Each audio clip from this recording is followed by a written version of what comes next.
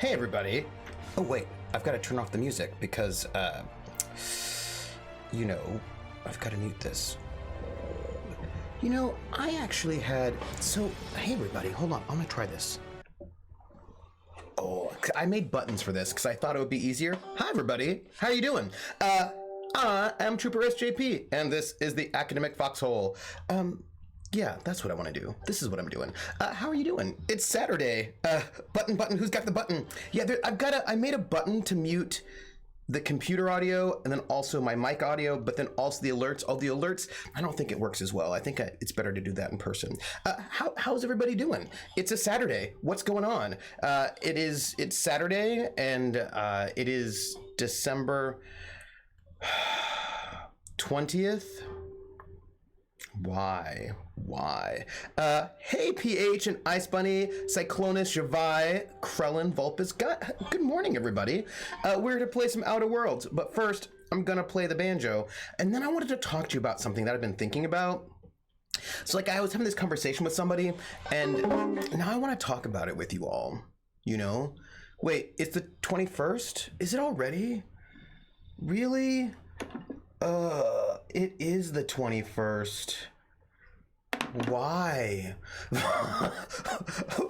Oh, it's Cthulhumus! Okay, that's fair. I can handle that. I'm just thinking about the fact that classes start on the 15th of January, and that is not that far from now. And I don't actually have a lot of time to do all the things that I want to do just for class prep. I mean, I will do it, but that means I just need to, like, get on it now. I also have to still finish some grading from last semester. So I've got things to do, everybody, but I will probably not do them today because today I'm going to go see the new Star Wars film, and I hope that I will like it. I mean, I don't know if I will, but I hope that I do.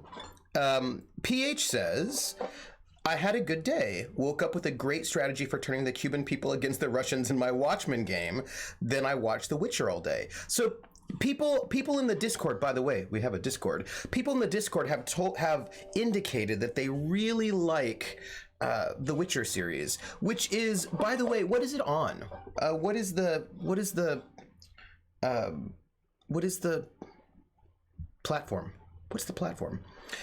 Because time goes marching on, and time keeps marching on. You're older than you've ever been, and now you're even older. Now you're even older. I need Yule calendar. I do not need a holiday calendar, Ice Bunny. If I need to know the date, I can just look on my phone. I just don't look all the time. Netflix. Oh. Baby Yoda is so cute. But that's not... The Mandalorian is not on Netflix, though. That's on, like, the Disney Channel. Right? That's like the special Disney one, the Disney Plus. I've been told I have to watch it, but I don't want to subscribe to 1,000 different things. I just don't like it. I don't subscribing to 1,000. I don't like it. I don't like subscribing to 1,000 different things. But it's candy. Trooper, you don't know you're older than you've ever been by B&L? I don't know that one by the Bare Naked Ladies. I don't know that one. I don't know that one. I don't subscribe to anything except Twitch channels. See, this is what I'm saying. Yoda speaks in Japanese grandma. I do want to talk about this thing, but I'm going to play this song first. And it's a song I think is really great that I really like, but I also have not played this one in 10 years. This is one of the many songs that I'm trying to get my fingers back on. And I don't think I'm too loud. Also, this one is in a different tuning. This is in double C tuning, which is different from the normal banjo tuning. So I had to, Mama Kenji speaks in violence is what Mama Kenji speaks in. I'm just noting it. So my character in Rissa's Call of Cthulhu game has a best friend named Kenji, and his mother is a stern mom who also can get violent. She will beat you. She's under a lot of stress, though, because her son is sort of in a coma almost. I mean, he's not doing well. Do you know what I mean? Like, he's been on the edge of death a couple of times, and so she's not doing well, and she's taking it out on my character. So, oh, they might be giants. They might be giants. Thank you, Krellin. No, I don't know that one. Thank you. Oh, will you put it in Discord? Will you put it in Discord? So, this is a song I really love, but again, it's one of the ones that I haven't played in a long time.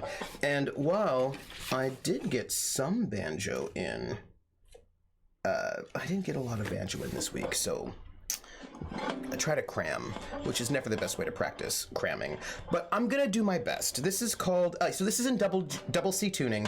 So I'm only gonna play one song today. I was gonna play more than one, but I can only play one because I don't wanna retune the banjo. Like, it just takes a while. So I'm just gonna do this one and then put it away, and then we'll talk about a thing, and then we'll play the Outer Worlds. So this is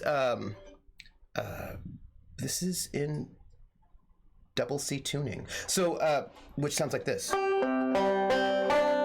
Which is different from the way it normally sounds. Anyway, you'll notice when I play it that it sounds very different. Well, maybe you won't. I think you will. Anyway, this is Willow John by one of my favorite banjo players, Tony Furtado, and I probably am going to butcher it, but this is our life. Do you know what I mean? This is our life at the moment, because me playing every Saturday is a way to make sure that I at least get some practice in. We'll see.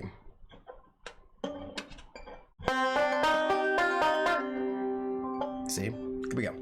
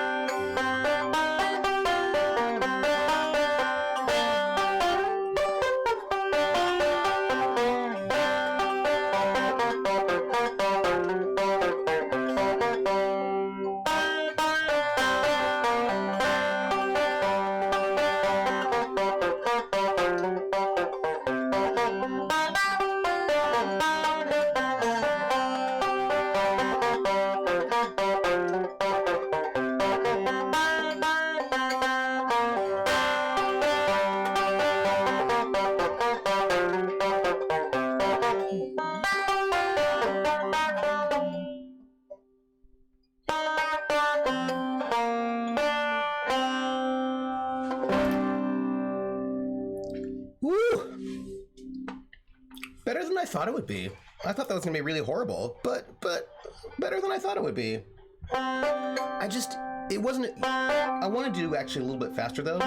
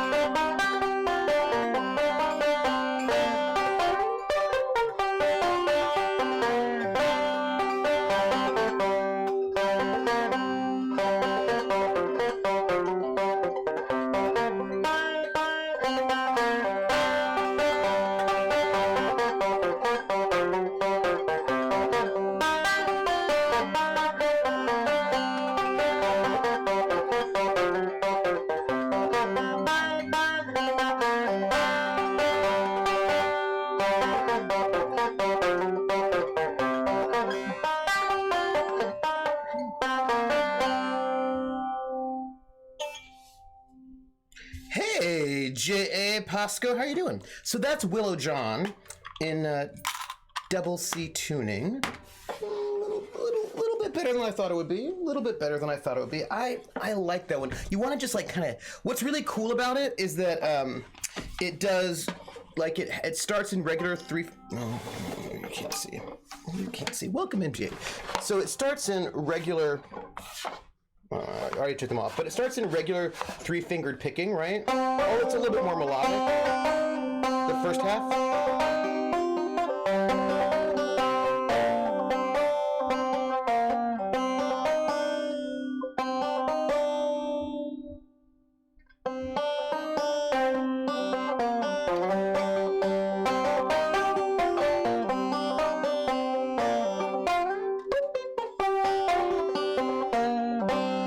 second half is what we call Reno style single string work, where instead of doing these sort of patterns like that, you go back and forth on one string.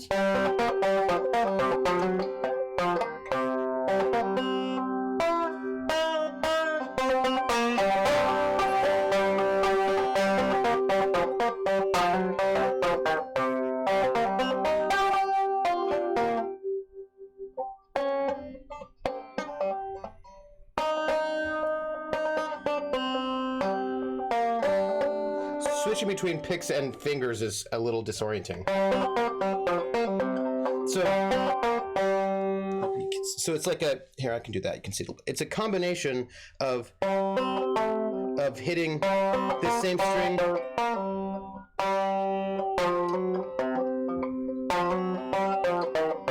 multiple times, just alternating between your thumb and your first finger.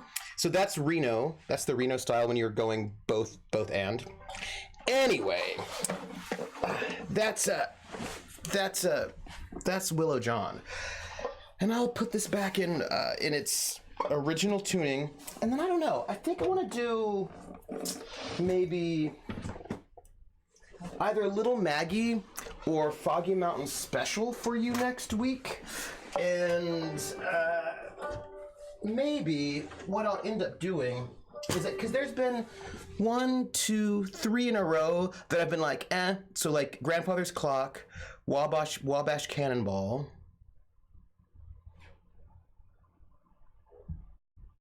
right? This is the third in a row that does that say and make it sound more Japanese. No, it does not. When I clicked your, hey Dead Pilot, when I clicked your stream, I was expecting anything but a band-ass banjo play.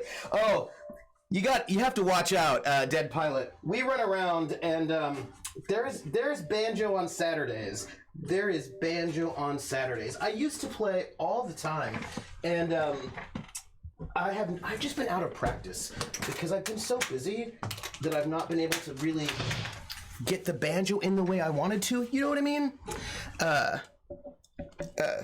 Yes, but it's not actually, oh good, I'm so glad. Banjos but no kazoos have yet, although I really should play kazoo because kazoo is awesome. And there's some really great kazoo pieces from the 1920s. I'm just saying, there's some oh, I forgot to put away my finger picks. Whatever, it's fine. It's fine. And also my sheet music. I think it was just those 3 that I've done so far. Is that right? But anyway, I want to go and get all of them under my fingers, and then I'll play all 3 of them again. Oh man, Krellin just mentioned the theremin and said I should learn and play the theremin. The theremin is amazing. I love the theremin. I had a friend who built his own theremin and gave me some tips about how to alter the theremin to make it a little bit easier. Well, better. Are they not doing? They are, but the shamisen and the banjo are different instruments. And they have different tunings. They're done differently. They're not the same. The shamisen does not. Yeah, they're different instruments. I know that you are hearing a similarity, and other people have also heard similarities, but they're not the same instrument. They're not even related to each other. They're not descended from each other. But my banjo teacher, who was an ethnomusicologist, had to sort of learn to play a non-Western instrument, so he picked up the shamisen. And so, like, there are things you can do to play the banjo to sound more like a shamisen or vice versa, but they're not really related instruments at all. And there are a lot of instruments that pick, but that's different. Rissa says, we'll be periodically AFK, but listening. People arrive for Cthulhumas in around 3.5 hours from now, and I still have a little prep to finish. Oh, good luck. The timbre of the banjo and samisen is similar, but that's where the similarities end. Yeah. Yeah. And the timbre of the banjo can really shift quite dramatically. So there was a thing that I was going to tell you. The shamisen it just doesn't have the range. It doesn't have the range. I love that. What did I want to tell you? There was a thing that I wanted to tell you, and I feel like I forgot now. What was it? not the thing I wanted to talk about. Oh, the theremin. That's what it was. The theremin. So the thing about the theremin is that I should tell you things when I think about them rather than wait. This is true. So when you have your theremin, right, you have your wand and like another thing. There are 2 bits to it, and how the volume is based sort of here, how high or low. So if you want, like, you know, whoa, right? So the higher you put your hand, the higher the pitch, the lower, and you can vibrate it. You can do some vibrato. And traditionally in the theremin, the further out you go, the softer it gets. No, the louder it gets. The further out you go, I know, squirrel! We're probably going to get a squirrel emoticon, so that's very exciting. So in the way that the theremin is normally built, the closer to the theremin you get, the softer it is, and the farther your hand gets away, the louder. So you can like go here and here, right? So if you go here, it's low and very soft. Here it's high and louder, right? So you can you've got this axis, so you can control the volume. Ooh, squirrel! Spooky a lot. I love that squirrel. That squirrel is amazing. I love it. Squirrel! Squirrel. But here's the problem with the traditional setup for the theremin of high, low being pitch, and then close being soft, and far being loud. Here's the problem. If you take your hand away from the traditional theremin, you get a really loud sound because like the volume is all the way off the charts. And so a friend of mine, when he built his own theremin, he switched the polarity on loud versus soft so that it gets louder the closer you get to it and softer the farther away, so that when you take your hand away, there is silence. So if I built my own theremin, which I should totally do, by the way, I would also reverse that polarity, because otherwise it gets super loud. And who wants that? I mean, you don't want to blow your ears out. You know what I mean? Because that's no fun. But here it's not a squirrel, it's RPG. GURPS. Squirrel? What? GURPS? What? Yes, Star Trek guys put it because they use a theremin for the original theme song. Music. Yeah, I love that song, Willow John. That song makes me so happy. I think it's so great. I do. I love it very much. I think it's just such an awesome... I love that song. I think I did Grandfather's Clock, Wabash Cannonball, and then I think I've done Willow John. I think those are the 3 I did in a row that are like I've done for a while that I haven't done in a bit. But next week I'll probably do either Little Maggie or Foggy Mountain Special, not Foggy Mountain Breakdown. And then I will just, I'll just get my practice on. Reverse the polarity of the neutron flow. Hello, Be Right UK. You've got to reverse that polarity. You have to. It's important. So I'm going to start the game, but I want to talk about a thing that I was having a conversation with someone, and I want to talk about it. Oh, I should just tell you, we're playing The Outer Worlds. We just finished sort of exploring the entire town of Edgewater. Now we're going to go outside and sort of get some missions done. We are playing a hacker, a charismatic hacker who's a little bit of a bad boy in that they rob things all the time. You know, the biggest nerds will enjoy, be a practical class, and the exam is a concert. Yeah, we just called it ensemble. But here's the thing. I was having this conversation, and I want to talk with you all about it because, you know, this has sort of come up a couple of times, and we're in the ship. Hello, Parvati. We're going to open this. Yeah, and I know that we have to walk. What does this do?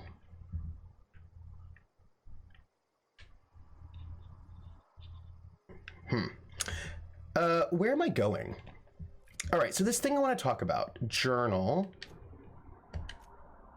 I mean building an instrument and play it class. Uh-huh. what is this? This is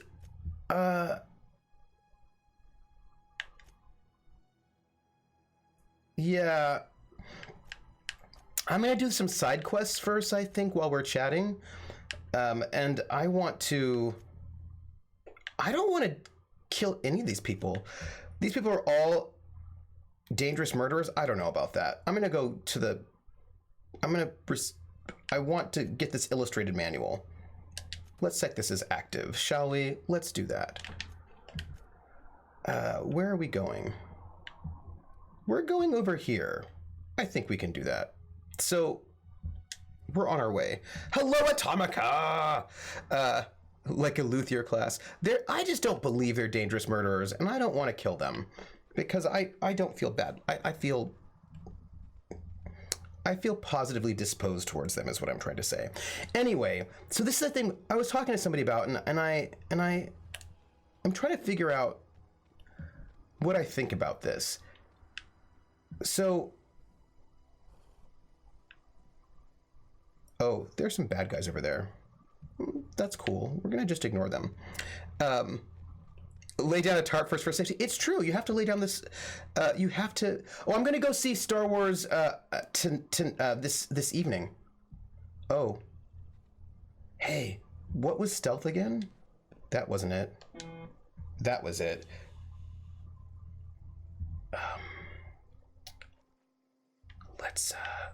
Let's go over here and be stealthy. Atomica, did you like Star Wars? Here's the question. Do I have the ability to sneak up on people? I feel like I should, right? Personality, charm, temperament. Let's look at skills. Stealth, sneak. What can I do as a sneaky person? Unaware. I can sneak attack unaware enemies while crouched to deal bonus damage. I assume that must also be able to work with ranged weapons. I jump, I sneak, I jump, I sneak. See what I'm trying to say? I have officially passed on seeing The Return of Skywalker. I really don't care. J.J. Abrams doesn't make good movies. Well, I'm second viewing in 2 days. It's a horrible movie. I'm gonna shoot this person in the head. Here we go. I feel like that didn't do that much. I feel like that didn't do as much damage as I wanted to do, but whatever.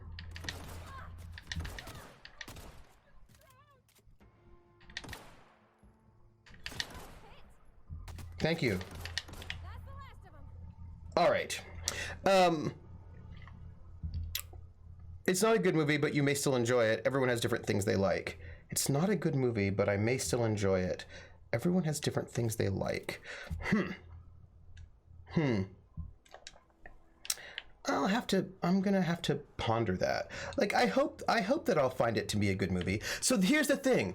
So this is the conversation I wanted to have with you, everyone. So I was, a friend of mine was like, what are you doing? And I was like, oh, I'm going to go see Star Wars. And he was like, ugh, Star Wars is the worst. Star Wars is awful. And I'm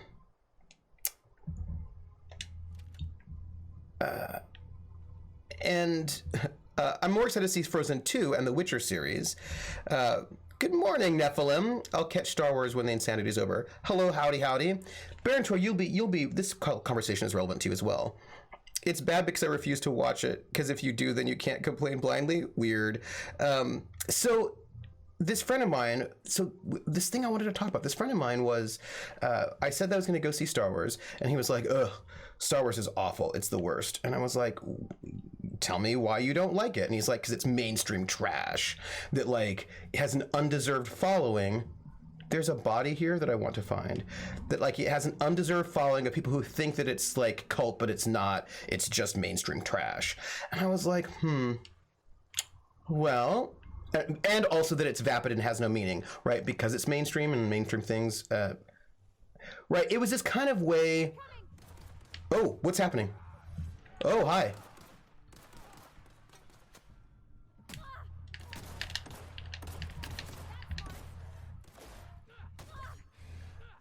I will get you. Oh my gosh. Hi. I just died. Hello. There were a lot of things at me for a moment. They probably don't... yeah, if you hate all of Star Wars, you always won't like it. Hello, Faustic. Yes. They probably won't... no, they don't, because they think they're vapid and mainstream and trash, right? Krellin says, I've seen other Abrams movies, Hamaka, and I've also been spoiled on the ending and spoken with my brother who saw it last night. The idea that I have to pay for... No, it's fine.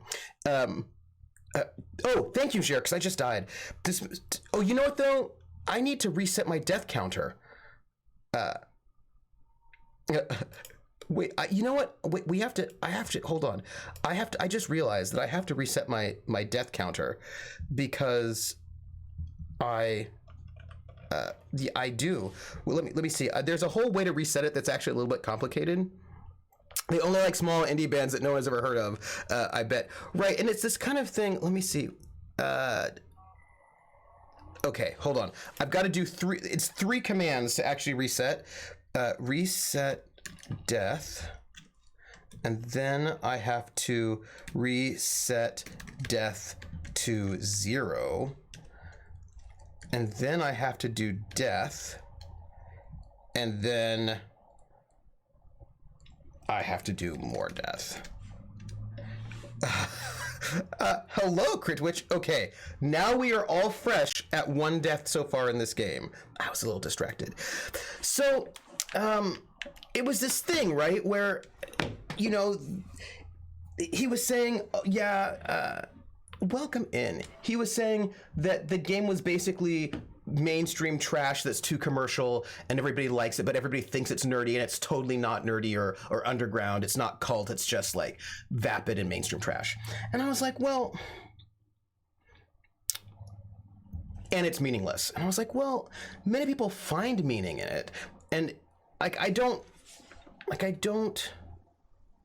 tend to think of things as objectively meaningless. Like, I don't think of meaning as I don't think of meaning as being inherent to the thing. I think of meaning as being what people's relationship to that thing is. So I did die one time. So for me, and I died because I was distracted.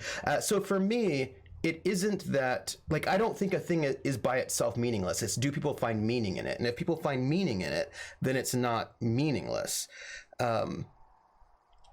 Does everything have to have some deep thoughts? Can nothing be popcorn entertainment? Krellin says the real meaning is the meanings we made up along the way. And that's where I'm at, right? And actually, popcorn entertainment can be very meaningful to people, right? I mean, you could say that Star Wars is just popcorn entertainment. You know, like you can say that. But there are people for whom they've dedicated their lives to the philosophy of the Jedi. It is this like really deep, meaningful, philosophical thing for them. It is not for me, but that doesn't mean that it isn't meaningful. And Axe says this is important, right? This is the thing that I was trying to tell my friend. No, it's not cult anymore. It was cult when it started, but it caught on because the original films were pretty darn good. It became mainstream because it was quality, and for a while had a lot of quality expansion.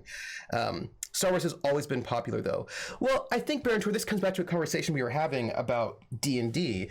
There was a time when if you liked Star Wars, people thought you were a nerd and they would bully you for it. Right? Like, it did have popularity, but hello, Anarch Dovey. But there was a time when liking Star Wars or Star Trek made you a nerd and not popular and not cool.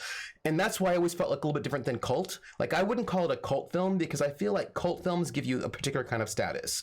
If you're like, oh, I like Eraserhead or something like that, then people think you're sophisticated and you've got kind of like indie cred. Star Wars was never cult, right? It was a nerd film, but it wasn't a cult film.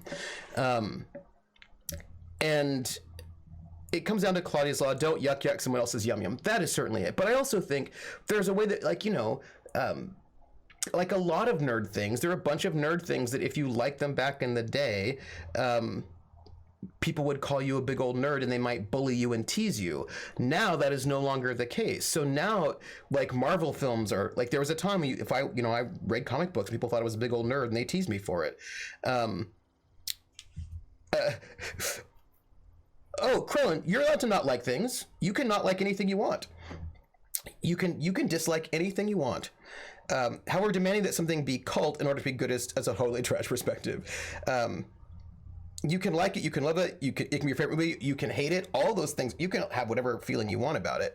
But I just think there's a way in which, because he's a little bit younger, that people have sort of missed that just because something is popular now doesn't mean that it was always popular.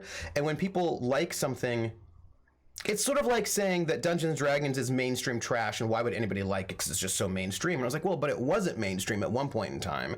At one point in time, if you liked D&D, people thought you were a big old nerd and they would tease you. You didn't get cult cool status for liking D&D. You just got nerd bad status for liking D&D. Now D&D is coming through a renaissance, but that doesn't mean that D&D and people are talking about this right now. I will get right there. You're allowed to not like things. You just can't tell other people it's trash because you don't like it. Yeah, I tend to like things like, I don't like this. I think this is not well done, right?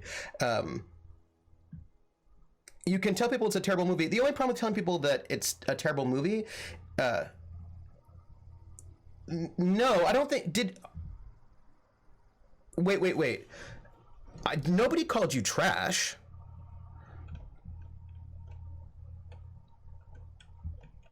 Let me see. I don't think anybody called you trash, Krellin.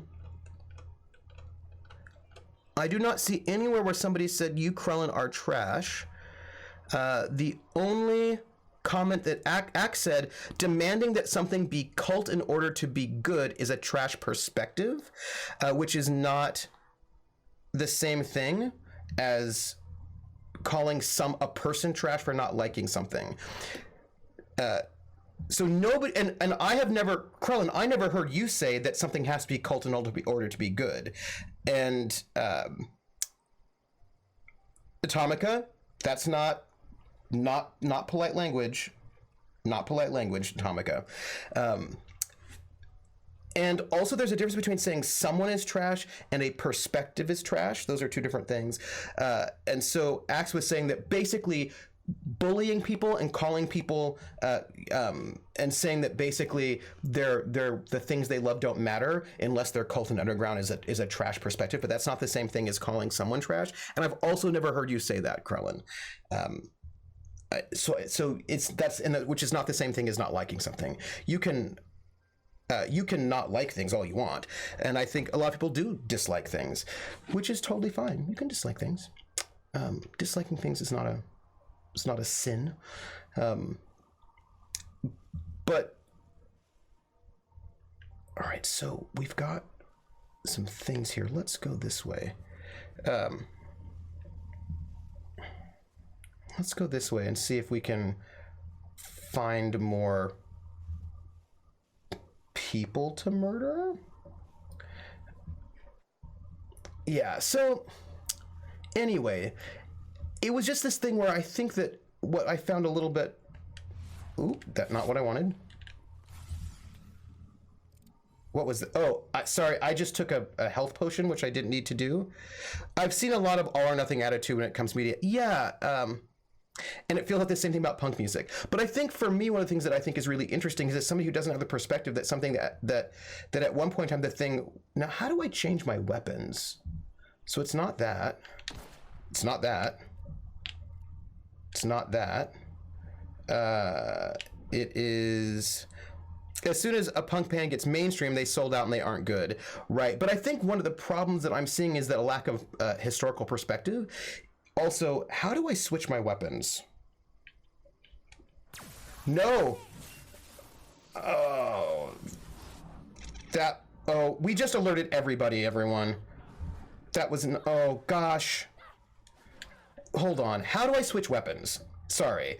I need to figure out how do I switch my weapons because I do not even know, and this is a problem. Pardon me. I'm being attacked right now, and I don't know how to switch my weapons. Button layout. On the PC, it's a mouse. I tried the trigger buttons, and that wasn't as. I love Metallica's quote on selling out. Hell yes, we sold out. We sell out at every venue we play. So let's see.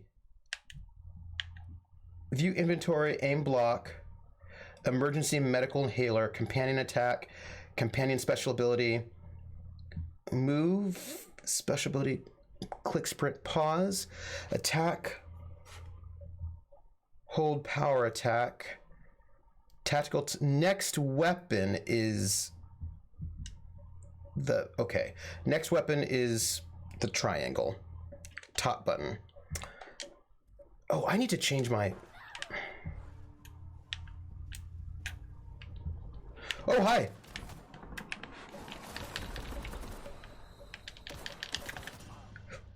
I just died.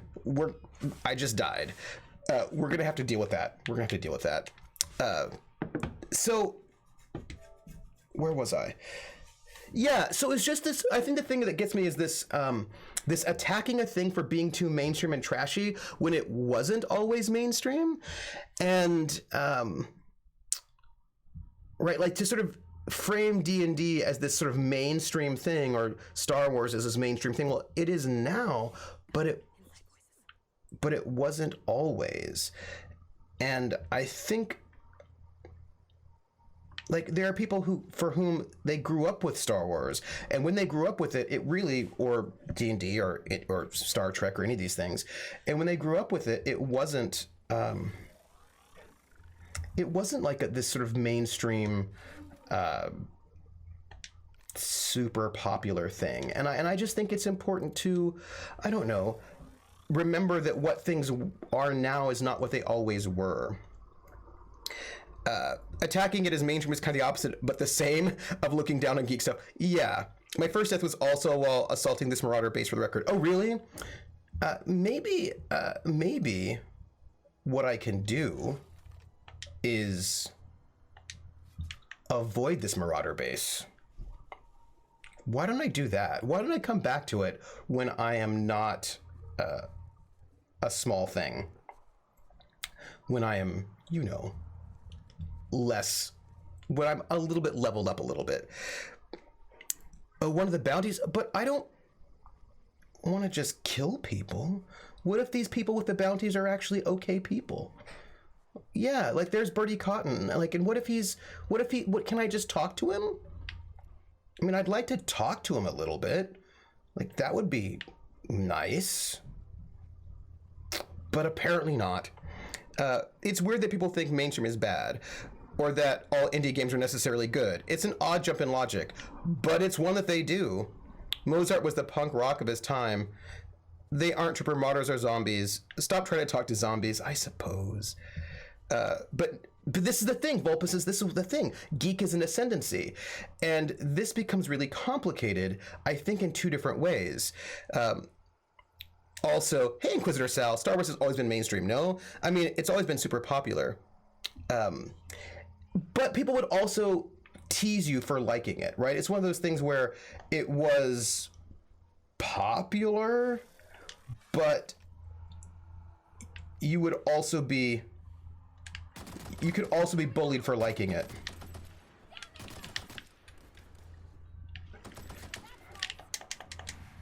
We're gonna, oh, hi, oh, hi.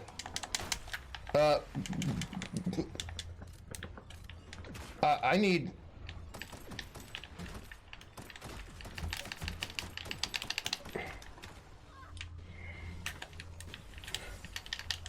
Oh, hi, everybody. What was dodge again? I feel like there was a dodge, and I don't remember what it was. I need to, you know what? I need to get my controls under, is what I need to do. I've never encountered people getting teased for liking Star Wars. Oh, I did back in the 80s. I think the teasing came with the additional fandom of it beyond it being in the theater. Stamp collecting is a popular hobby.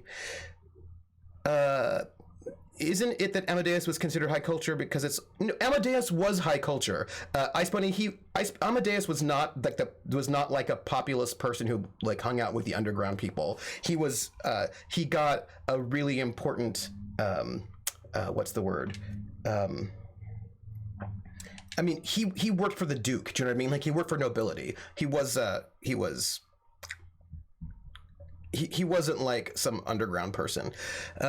He was not underground at all. Yeah, Vulpus says, yeah, I grew up in the battle days. In the mid 80s, Star Wars was no longer popular. Double jump is dodge. Thank you, Nephilim. At least in my experience, it was all lumped into all of that. If you knew a lot about Star Wars, you were that level of geek that was lumped into getting teased for other things like RPGs. Yeah. Ooh. This is true. More death. All right, let me go over here and figure out jump.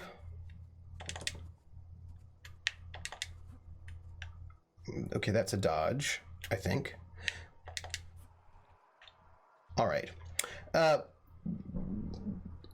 Okay. Yeah, so like I remember people like, you know, I remember teasing for that sort of a thing. It was, yeah. I went to efforts to hide that I played D&D to avoid attention. I really wanted to use study hall to work on my campaign too. And so I think it's really complicated, right? So like complicated in two different ways, in the sense that there are people who were teased and bullied for being a geek back in the day, but who now still like to think that geek things are underground when they're not underground. At least most geek things are not underground. Also, why are there so many of these things? Maybe I can avoid them altogether.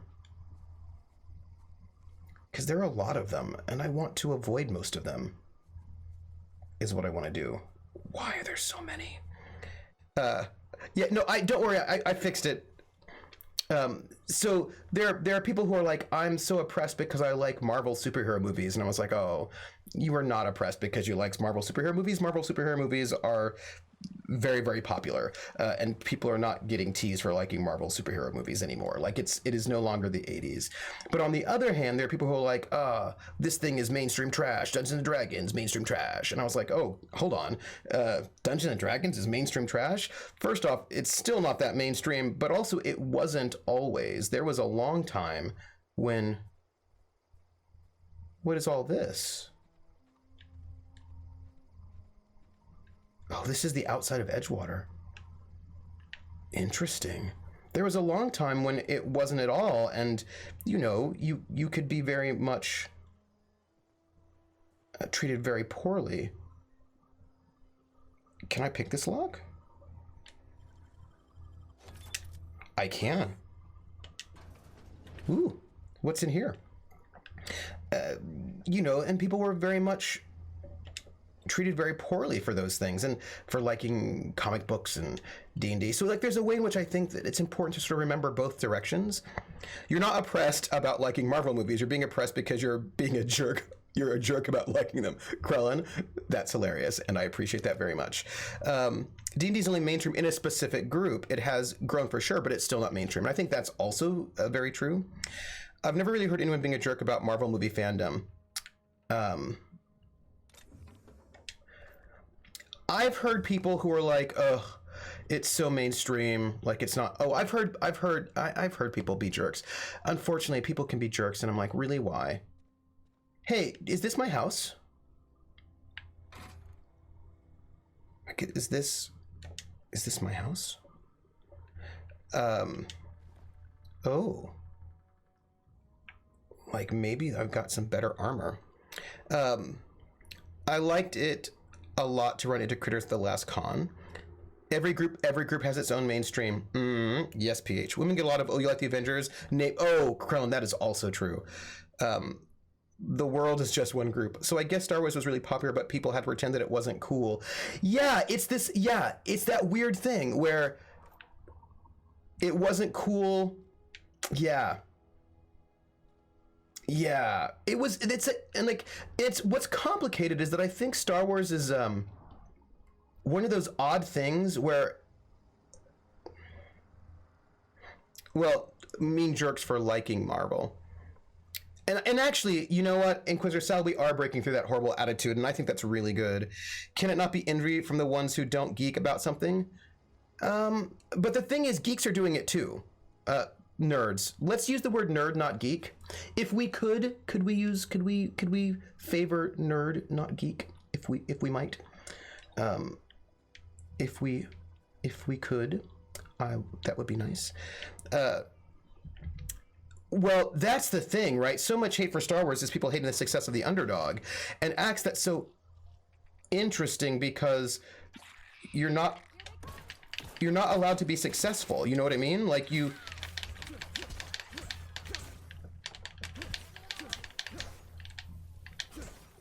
can like there is a thing where in order to sort of be positive, you have to stay underground, right? You can't ever really make it, but that seems not a sustainable position. That doesn't seem fair. If the group of people who like indie games, in the group of people who like indie games, there are mainstream things that those people like, obvious indie games that everyone has played and enjoyed. Oh, PH. You should have let the Sprat kill you because killed by Sprat would be a great ending. This is a really, I think this is also a thing that people who are like, oh, I only like indie things, they also like mainstream things as well. And sometimes they pretend that the thing they like that sometimes they pretend the thing they like isn't mainstream, but it is, right? And I think that's also a thing that happens. Can I do this? Huh. I feel like I can.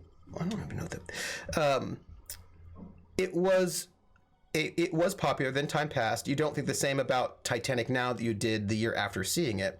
The general populace thought it was good, then moved on. Real indie gamers play it powered by the apocalypse. Yeah, and I just think there's a way in which we should, I don't know, be also. I'm exploring things. Like, I don't know, like don't yuck up other people's yum yum is certainly one thing, but I don't know, trying to have some kind of historical perspective. Like right now, look, and I will tell you, D&D is not my favorite game, as you all know, because of mechanical things, although D&D 5e is much, much better. I will say that, much, much better. But there are people who are like, oh, D&D is so mainstream. And I was like, really? D&D is mainstream? Come on, like it's not. I'm a total nerd about Japan, not only the pop culture, but I mean, like, calling D&D mainstream is a little odd, right? We're still, I mean, I think about people like, well, Critical Role's like, yeah, it gets 50,000 people watching it, but like, big Fortnite streamers will get, I don't know, 1 million? Do you know what I mean? Like, it's still D&D we're talking about. Right, D&D is mainstream in the TTRPG world, but only in the TTRPG world. And I think there's a way in which people end up unlock second story balcony door. Okay. I just did that. What are the messages? To R. Tobson. And I feel like it's important, like, and also, like, I wish we could get over this sort of mainstream versus not mainstream thing, which is hard when you are an underground person. Like if you grew up a nerd who was being bullied for not liking mainstream things, I get the way that sort of, and people who like mainstream things would crap all over your stuff. I get the animosity. I get it because I was bullied and crapped on. But I just feel like that distinction is just not useful. Not useful. D&D is mainstream in the teacher, but only in the TT. There are so many TTRPG. Oh, Levi, that's another really good point. If you hang out in the indie TTRPG world, then D&D is not even your thing, right? Then actually, what's the mainstream? I suppose the mainstream of the TTRPG, of the indie TTRPG world right now would be Powered by the Apocalypse. That seems to be the most mainstream of the indie, probably. Right? Yes? Yes? Seems it. Seems that Powered by the Apocalypse is the most mainstream of the indies in the indie world. In that if you're like, that's the indie game that's the indie system that everybody knows, which, because it also encompasses Blades, right? So all of a sudden, I think in the sort of indie space, those would be, that would be like your big mainstream vector. But again, we're talking about RPGs. It's not a mainstream hobby, really. Come on. And yeah, like, yeah. If you think about a mainstream, there are mainstreams in different subcultures, right? Like, there was a time when the mainstream of punk, super underground, would have been like the Clash and the Sex Pistols. But then you could be like, no, I like the most obscure punk bands that you don't even know. I think I have to budget some money into getting the Pathfinder books so I can sauce around as a badass sorcerer. But you can do that in D&D as well if you want.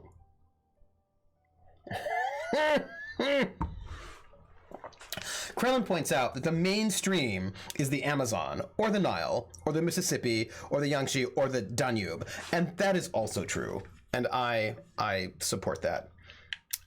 From L. Gibbs' marketing division to R. Thompson. Excellent news. Hey, boss. Just want to check up on the new Saltuna Light project. I've been brainstorming some new taglines for the product line, and I think some of them will really catch our customers' attention. I like this obscure band that you've never heard of. Oh, you have heard of it. I guess I don't like it anymore. Wah, wah. Oh, PH, that is how that works. Javai, it is not a mainstream hobby, but it might seem that way if a lot of your view of what is popular comes from a curated Twitter feed.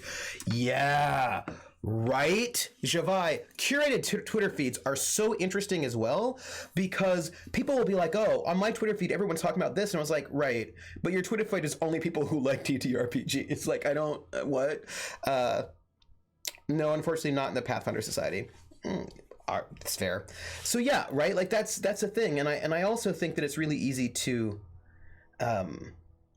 lose perspective, right? Sort of lose perspective on things. Both directions, right? So for example, a lot of people who grew up thinking of their hobby as niche do not have the perspective to realize when it's not anymore, right? So for example, video games were pretty niche at one point in time, but now they're a multi-billion-dollar industry that I think sometimes eclipses the film industry.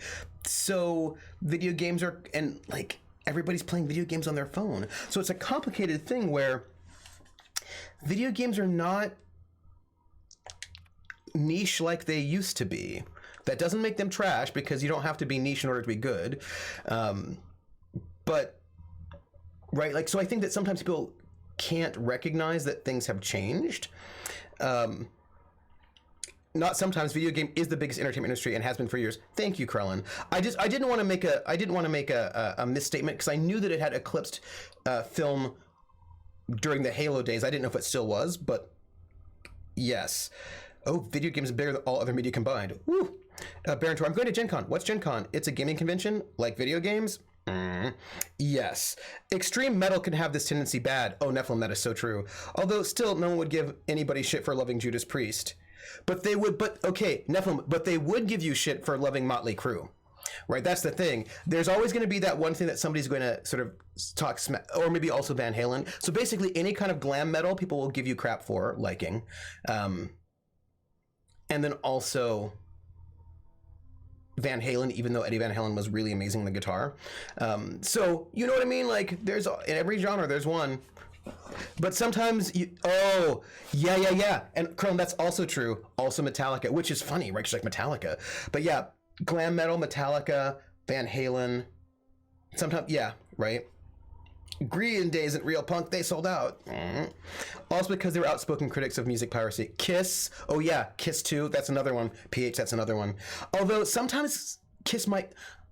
If my sister's an indication, Kiss might be coming back around. I don't know. We'll see. So it's like there's always that one thing where you're like, oh, if you like that, whatever. Like I imagine in stamp collecting, there's somebody who's like, oh, like you collect those kinds of stamps? Oh, whatever. Those kinds of stamps are so mainstream, or like you're doing it the wrong way. Somebody always has to gatekeep. And you know, what are you gonna do? So R. Thompson, L. Gibbs Marketing Division. Excellent news. Dear Lawrence, I appreciate your hard work on behalf of our beloved brand of Saltuna. I've just received a response from corporate. They're not interested in your idea of a light version of the Saltuna brand because we'd rather not compete with ourselves. But they are interested in the idea of lighter Saltuna effective immediately. We have been introduced to heavier weighted cans, so we have been instructed to to use heavier weighted cans so we can pack them with less salt tuna, thereby saving bits to every can. Ooh. This is exactly the kind of breakthrough our cannery needs. In fact, our logistics department has just confirmed my request to have you transferred from the marketing division to the cannery. Can you imagine, Lawrence? You'll be rubbing elbows with your fellow workers on the canning line, filling each slightly heavier can with slightly less salt tuna, hour after hour, day after day. This is a great and tremendous honor for you and for me. Woo! Effective immediately, your position in our marketing division has been terminated. I expect you to report to our foreman tomorrow morning. Your uniform will be deducted from your pay. Welcome. Wow, everyone. Wow. I just want to point out that Edgewater is based on canning a fish native to an entirely different planet. Yeah, that message, yeah. So, Edgewater Salt Tuna Cannery, a Spacer's Choice property. Ideas for salt tuna light taglines. Melts on your fork, not in your mouth. Less fat, with some salt tuna flavor. It's brine time. Now with the satisfying crunch of cartilage. You can't spell salt tuna without salt. Note, also can't spell salt tuna without aunts. Potential market towards families? Leading scientists say it's still food. The salt tuna will thank you. Warning, may cause auditory hallucinations. We'll add more later. Oh, you had some not great ideas. Yay capitalism, yay the efficiency. Ooh, I just want to point out, let's see. People get messed up with things being mainstream and people growing. Metallica, case in point. Just because they don't play the same music they played when they were 18 doesn't necessarily mean they went mainstream when they 30, 40, 50 years old. People change as do their taste. And see, I think this is also a really important thing to think about, that the idea that somebody should make the same music they did when they were 18 seems very limiting. I mean, sure, the Rolling Stones are, but, sometimes people want to make different music. You know what I mean? The other issue that people have is they don't realize they aren't the market anymore. Atomica. Yes. Why is there so much weight behind Fortnite? It's just kids. Yeah, because they're the next demographic. They already have your money now, and they have to condition the next set of gamers. Yeah. Well, I didn't think Metallica sold out until they actually sold out and supported the MPAA and suing teenagers for downloading songs. That is fair. Oh, hey. Hey. Look at all this, everyone. We're going to take all of these things and also do other things. I stopped listening to Metallica when they did that, and I still hate them. Even 8-year-olds don't make the same kind of music. Yeah, no, it's true. You know, it's interesting because I was thinking about this. My sister is a great example of this in that she complains about there not being any good music anymore. She's one of those people. I've got a weapon modification. Install it at a workbench to upgrade your weapons. Oh. That's cool. I think they're going about it the wrong way, but Napster was absolutely theft. People making music unmakes the music I like. My favorite black metal band switched genres a long time ago, made a bunch of electronica albums. A couple of years ago, they released a synth pop record that was actually really good. Weird experience. Yeah, but it's because, this is about genre being so important to people. Like, genre matters so much because it ends up being part of their identity, right? Like, they identify with their genre so desperately that when people end up doing something different, it threatens their identity in certain ways, and they get very upset about it. Yeah. I was going to say something. Oh, my sister. Right. So my sister, she's like, that's my sister. She's like, all the new stuff is just complete crap. Like, she's like, why don't they make good music anymore? And I was like, good music? Like what? And she names a bunch of stuff. And I was like, you're just naming stuff that was good when you were 20. They're still making music. They're just not making music for you. Like, they're making music for 20-year-olds. And she's like, I'm hip. And I was like, apparently you're not. Not to be rude, but apparently you're not. Because, you are like not all music is. It's easy to mark them as villains because it's their money, not ours. Now, I do think that artists should get paid for their work. Like I do. By the way, I'm just avoiding all these big monsters that want to kill me because that does not seem like a good move. However, I do have better armor, maybe? That maybe I could use? So what is this? So this is standard troop armor. It gives a bonus to dodge. So I'm going to wear this. And then there is, because that's way better armor. And I'm not wearing a helmet, but I will. So I'm hoping this means I will die less regularly. One hopes. Yeah, I'm going to put on, helmet. Theoretically, they should have went after the record companies. They were the real crooks. Well,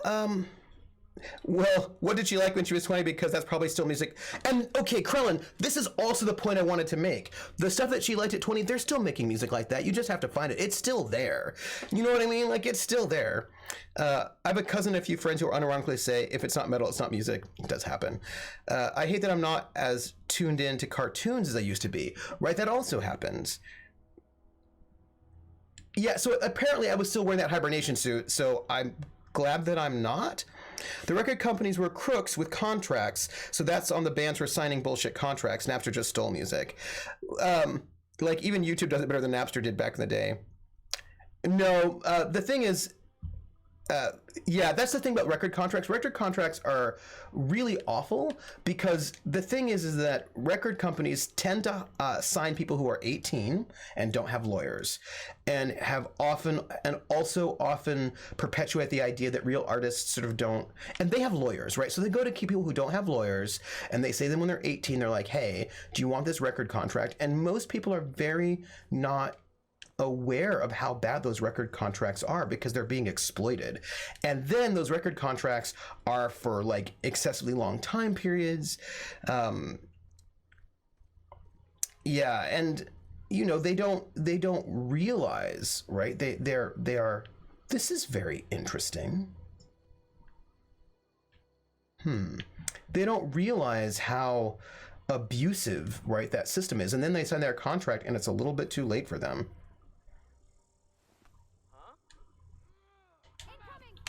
What? No. Hi.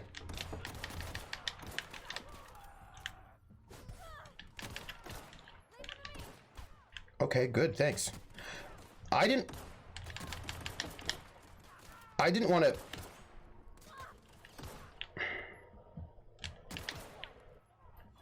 You know, I didn't want to like just murder people all over the place, but I will. I mean, I will murder some people. I want a sniper rifle. Sniper rifles are my friend. I love sniper rifles.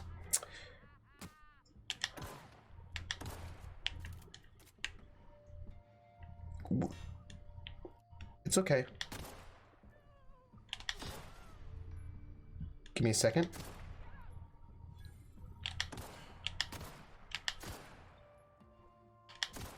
There we go. Oh. Special move. Nice. Yes. Let's see. Most people who aren't aware that a huge percentage of people who sign those contracts don't go anywhere if they don't get immediate traction in the market. Because, I mean, it's terrible. Thankfully, much easier to self-publish your music nowadays, but you can't get the reach. Don't have the range. Ticket sales and countries are still kind of a racket, though. Oh, I mean, the whole thing's a racket. You also only had, that's right, you also only had huge labels that controlled radio and what you listened to. Very few indie labels during that time. And even now, many of the indie labels are actually owned by major labels, and they still control concert venues of any size, radio play. Like, there's still a lot. Super Scoper mod, I will. There's still a lot of ways in which that exploitation happens.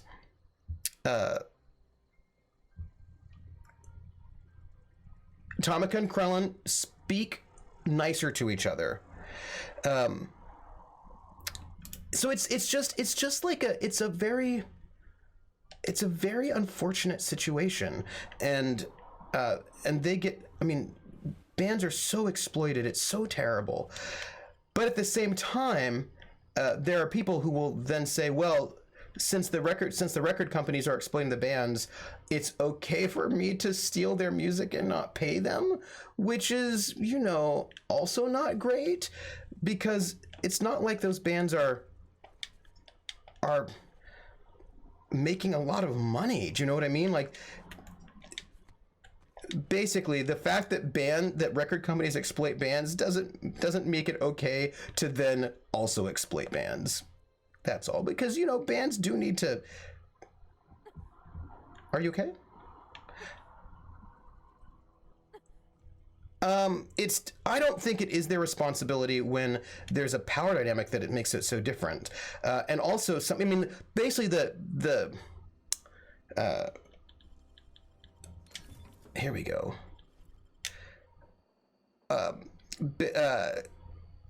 It's the same bullshit at how 18 you can't take out a 20K business loan, but you can take out 200K college loan. But like I said, most make virtually nothing from record sales and make their money from touring and other merchandise, although record companies are actually taking that from them as well, because record companies. Yeah, that's right. And I think it's also, basically the response then is, since it's so exploitive, just don't make music, right? Like, don't be a musician. And I don't think the response is, since you're going to be exploited if you want to make music, don't make music. That's not, because audiences want music. And I actually would like audiences to stand by the musicians more, right? Audiences, they want the music. They want to hear music. They want to consume music. They want artists to make really good music. This is something they want. Then they also don't want to pay those artists, and they're not particularly mad. Like, they don't have an uproar. Like, they don't get all upset when artists are exploited. They're like, eh. And I think that's a thing that like, I think that's a problem, right? That I would wish these fans who say they want, who are consuming and creating the market, would maybe think about their consumption. Oh, a fun thing on the making money through albums was sort of an 80s, 90s thing. Before that and after, they were just a vehicle to advertise live shows. Yeah, but that's because the record company always exploited people. Do you know what I mean? And people did make some money, but the record companies, because they have all the power, right? They come in and they're like, we're going to pay you almost nothing for your album. And I think about all those artists, like Big Mama Thornton, who did Hound Dog. She made $500 total for that record, and that's all she made. No royalties. Like, artists didn't even get royalties for a long time. But here's the thing. Record companies make billions and billions of dollars off of the labor of those artists and those musicians. Those musicians make albums. They work really hard. They train. They work hard. They practice. They put out something that really matters. And the record company makes billions of dollars, and they make $20,000 a piece off that album. And it doesn't have to be that way. It's not like that's the way that it just is. And so that's like, we don't like, it doesn't have to. Did Elvis ever help her out, or is he really a dick? Elvis was not involved in that song. Like, she was paid that by the songwriters, so she was dealing with them. He was on a whole different record label. He wasn't actually really involved. Oh, a fun thing. Yeah. Wasn't it the Backstreet Boys or NSYNC that actually succeeded in suing their manager? I think a lot of those artists sued that guy because he was abusive and creepy and also embezzled. But that's the manager. Mary Wells sued Motown. She was one of the first artists to sue her record label. I think maybe Dionne Warwick.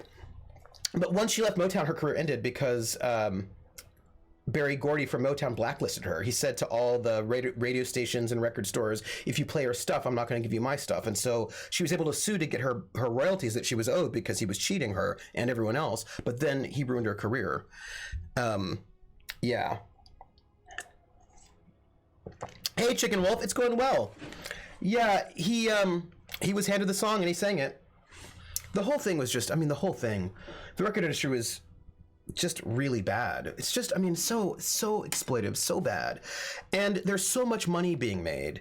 And And the thing about major labels, people will often say, oh, but it's the internet. Now we have like the future and everyone can make it without going through major labels. And that's not actually true, because the internet has got 18 billion songs on it and it's really hard. Discoverability is very difficult. It's very hard in this time of the internet even to get your stuff above the fray. And when you look at like internet sensations, people who seem to come out of nowhere, like they're on major record labels now because they want the international distribution. They want access to larger and mid-sized concert venues, almost all of which are run through Live Nation. And so you have to, like, you know what I mean? Like it's very difficult. SoundCloud rapper is a pejorative. Yeah. Like it's very hard. It's very hard if you do not have access to the record companies and Live Nation's network of marketing, promotion, and concert venues, right? Oh my gosh, Chicken Wolf, the music industry does need a makeover. Yeah. And I think one of the things that is people say, well, you know, you make your money off of touring. And you're like, right, but here's the thing.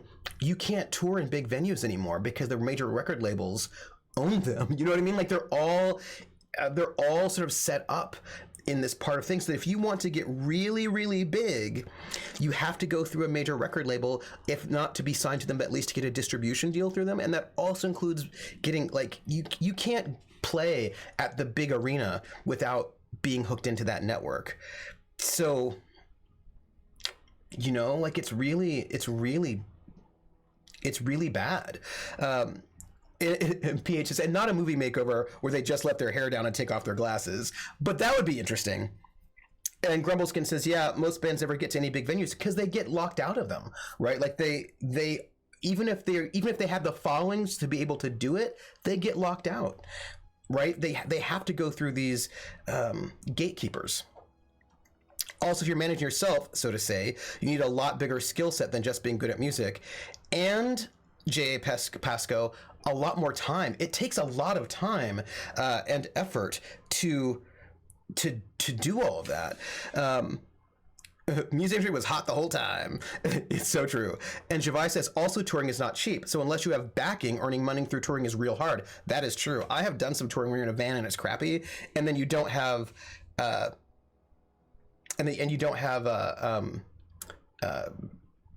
health insurance, right? So like you don't have health insurance. Touring is expensive. Getting into the venues are expensive. Genre has become so fragmented. It's so true. But I mean, there are people who start getting fairly big regional followings that could fill in larger venues, but they can't make the leap because record companies won't let them in, right? So even if you get the following, even if you start getting the space where you could play larger venues, probably not an arena, but larger venues, if you're not tied in, it's really hard. It's really hard because you get blocked out. This is from Jay Bartell to Clement Eldridge. Oh, marketing for tour stops gets expensive. Like there's so much involved, right? Like there's so much. And also, here's the thing. There's a reason why a number of edgy metal bands went on major labels. It's because they wanted the money to do the kinds of shows they wanted, like huge pyrotechnics and like massive stage stuff. Like those stage shows are expensive. Do you know what I mean? And you kind of need, when you're a nobody band, you can't afford all of that. And like also not just the pyrotechnics, but the pyrotechnic technicians. Like there's so much you need. The carpenters. If you want to do a big stage show, it's a lot of money because there are a lot of people that are involved in that.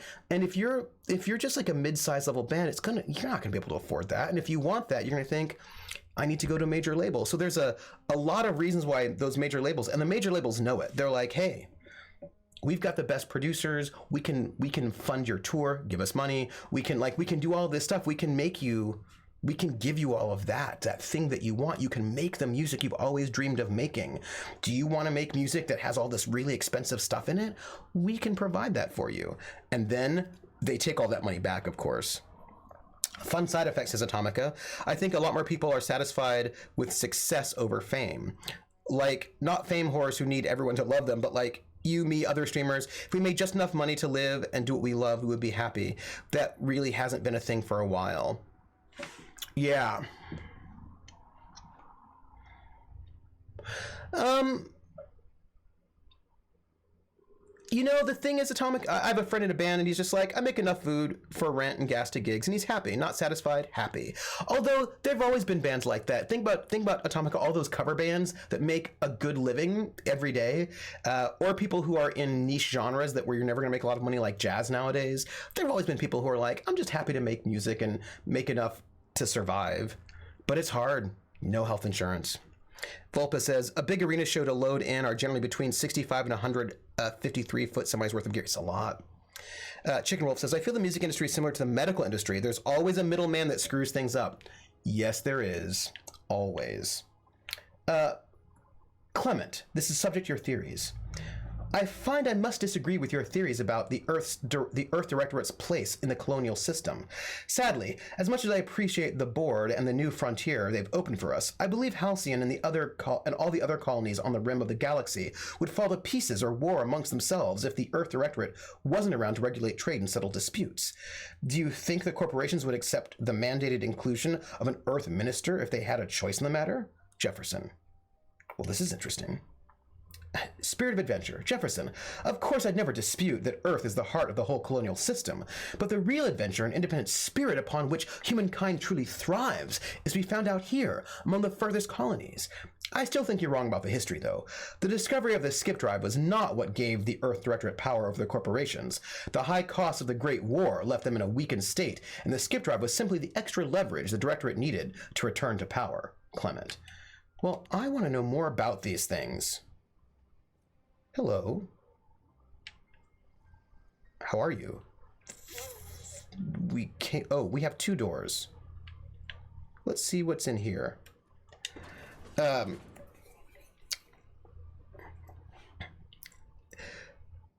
Grumbleskin says, yeah, he supports himself doing something he enjoys. Most of us don't even get that chance, and that is also true. Vulpes says, I have a friend who is a main rigger for Pink, who's up for Rigger of the Year. He's been touring with her for about 12 years now.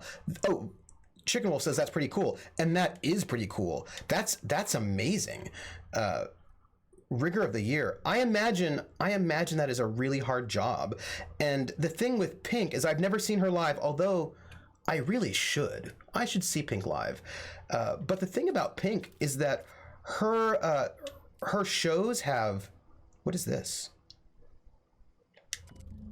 Her shows have got all these aerials, really complicated stuff, and if you don't rig that right, somebody could get hurt. So like, I really respect people who can put all that rigging up, because that's intense. Not everyone does. Absolutely agree, Grumbleskin, but I really think there's more room to pursue hobbies for profit than there has been in a gen or two. Atomic, I'm going to come back to that comment because I don't disagree with you, but I know someone who does, and I want your thoughts on it. I've been playing video games since I was 5. Being able to make a living doing that wasn't even an option until I was 30. That is true. Basic income would put that dream within reach for so many people. Mm-hmm. Vulpes notes that her rig is amazing. Pink's rig, yeah. Grumbleskin says, well, I'm an avid music fan, but I will also say I'm not crying for someone that is following a path that they are doing something they absolutely enjoy. Is it hard? Sure, but what about the guys tarring roofs in 130-degree weather? It is hard for me to get upset. I would say,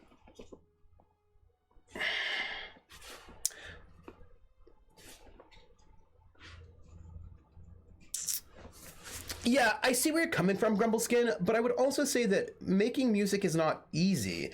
It's not tarring roofs in 130-degree weather, but touring as a small band, when all you do is you sleep in a van, and then you're in venues that maybe, especially when people were still smoking in venues that might get you cancer, and then you might get repetitive strain injury. You have no health insurance. You get sick. It's also not. Yeah, I mean, and also a lot of musicians also don't make hardly any money at all, right? They're making barely anything to survive. The average gold, and these are old stats from back in the day, but the average gold record seller in a 4-person band makes $20,000, and that is for one record that hits gold. And most record companies won't let you put out more than one album every 2 years. Maybe if you're lucky, one every year. So even if you're one of the top most successful bands in that upper tier, you're making $20K a year, which from record sales, and if you're that space, maybe you're making enough of venues, but maybe not. Maybe your merch is like being eaten up with all this other stuff you've got to do. So it's not like. It's not like they've got, and also some people who are tarring also do love tarring, and I think that just because you love your job doesn't mean that it isn't hard or it's okay to. And you're not saying this, Grumbleskin, so I'm not putting these words in your mouth, but I just want to say it, that it's not okay to exploit somebody just because they love their job. You know what I mean? And I think. I have a buddy who does drywall in Boston. He wants to be a mechanic, but he enjoys making $50 an hour. Ooh. Yeah. And I also think, I think about, where was it? Yeah. So for example, this is a thing that really bugs me. I was watching one of those like town halls, like one of those political town halls. Yeah. No. And Grumbleskin, I know you don't mean that. Like, I know you don't mean that. And I was watching a town hall, and it was like during the 2016 election, and it was a town hall with teachers. It was like about education. And there are all these teachers who are getting up to sort of like talk about some problems and whatnot and all this stuff. And almost every single one of them said, I do this because I love it. I don't do it for the money. And, I spend my own personal funds to make photocopies for the kids and buy books for the kids. And, I don't do this for the money. I do it because I love it. And I was like, hold on a second. You can love it and still get paid a decent wage. You can love it and still not have to spend your own money on photocopies or basic supplies. Do you know what I mean? Like, I think there's a way in which people get people's love for their job is exploited to make them to sort of justify underpaying them or putting them in bad work conditions. Well, you love it. It's okay that like this is an unsafe work environment. So like, I think that becomes, a thing to sort of ponder. Nephilim says, remember when King Gizzard released 5 albums in 1 year? They own their own label, of course. Yep. The bear thought it was hell to be strapped to the front of a truck, but some other toy might find that amazing to travel. Perception matters. Mm-hmm.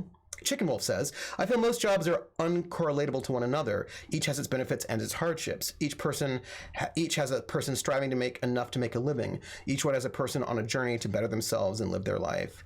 Yeah. And as PH says, everyone's pains and struggles are valid. And I just think about the ways in which people will, because like I feel like the idea that like if you love your job, it should be okay to be exploited. And that happens in all sorts of different, unless their pain is caused by there being women in movies.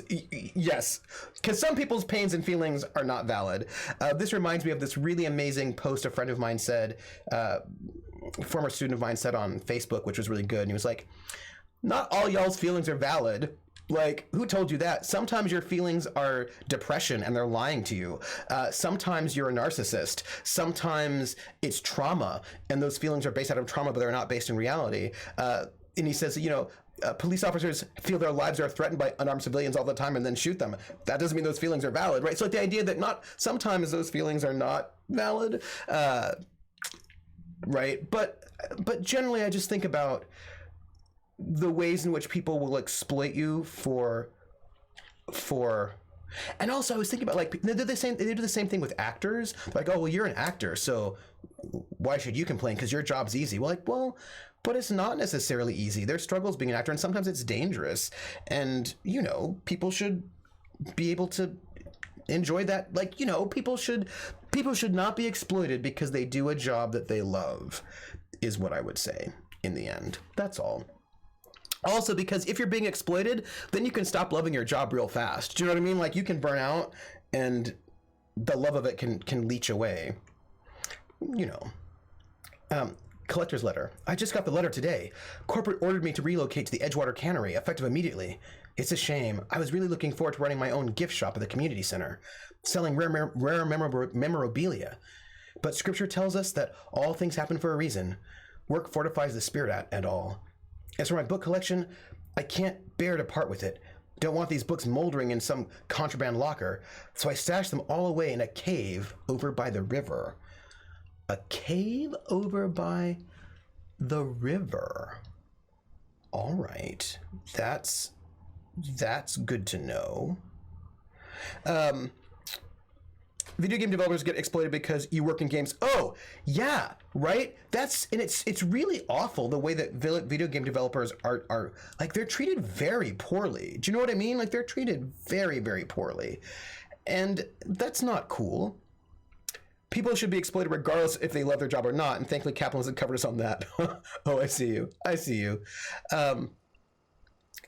Yeah, yes, very cool job, but I have defo heard about the exploitation. Oh, yeah. I know a fair few people that say that you shouldn't make your number one hobby into your career because it will ruin it for you. Better to pick hobby 3 or something instead and keep the main hobby something just for fun.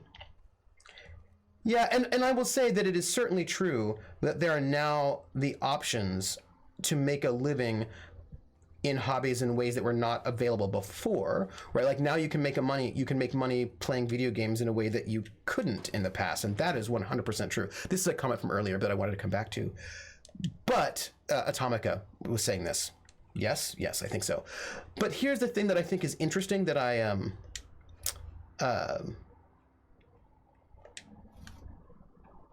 gonna bring this up, yeah? And I'm gonna say this, and I don't know what I think about it, right? Like, I don't know what I think about it. These are thoughts that I'm not settled on, right? Like, I'm not like, these are my thoughts, this is what I believe, but just more like, here's some thoughts. And that is, you can make money off of video games, but Anna Geek says most people don't and never will. And that part of what Twitch is doing is selling the dream of you making money so that you produce content for them so that they can make money, but that you're basically just not going to make money streaming. A couple people will, but evicted. Ooh. I just feel like we're getting some sort of corporate overlord badness here is what I'm feeling, right? Like this is my feeling. Let's look at a map. What do we have here? All right. Well, let's. I'm interested to know what the other quests are and where they're located. But we'll just finish this one up. PH says, Anna is right. A whole lot of full-time streamers live with their parents. Oh, Levi. Yeah, that's true. It's unfortunate, but I think that's always a risk with going into entertainment. Depends on what entertainment you go into. If you're a session musician, they have a union. Do you know what I mean? So like not as bad. The same thing can be said for theater. Oh, you don't always end up playing Macbeth. Sometimes you're grip number 3, and that is also truth. That is some truth. Wow. There are a lot of bodies here. But I will happily take their stuff. Yeah, and so the thing is, so as you all know, I'm an affiliate streamer. And affiliate streamers are like, ooh, affiliate streamer. Ooh, so fancy, right? So desperately fancy. But like, I do not make enough money to live off of this, right? Like, I can do this because I have a day job, a full-time day job. That's the only reason why I can do this. And, oh, you know what I need to do? No? I want to get in there. Am I fancy like Iggy Azalea? You know, I feel like on the inside I am. I'm so fancy. You already know. Can I get up here? I want to get in there. Ha ha ha. I did. And apparently I'm an affiliate streamer. I'm safely in the hole financially, right? This is what I'm saying, Atomica. And the percentage of people who are affiliate streamers is apparently very low. That and the other thing, a musician always has the possibility of skyrocketing up the chain if they hit the right place, person, or whatever. The roof target will only ever have a max that's nowhere near what a musician potential. Does that make sense? It's tricky though, because I suppose, like, I get what you're saying, I see it, but almost no musicians make that much money, and even the people who are the most famous are often, are often not making that kind of money either, if you know what I mean. Like, they're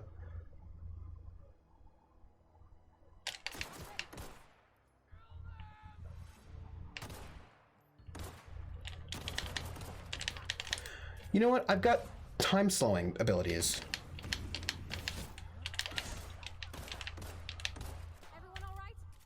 I have time slowing abilities. I should use them at some point in time. I feel like that's what I should do. Being the academic foxhole seems much nicer than being the financial foxhole. Oh, yes.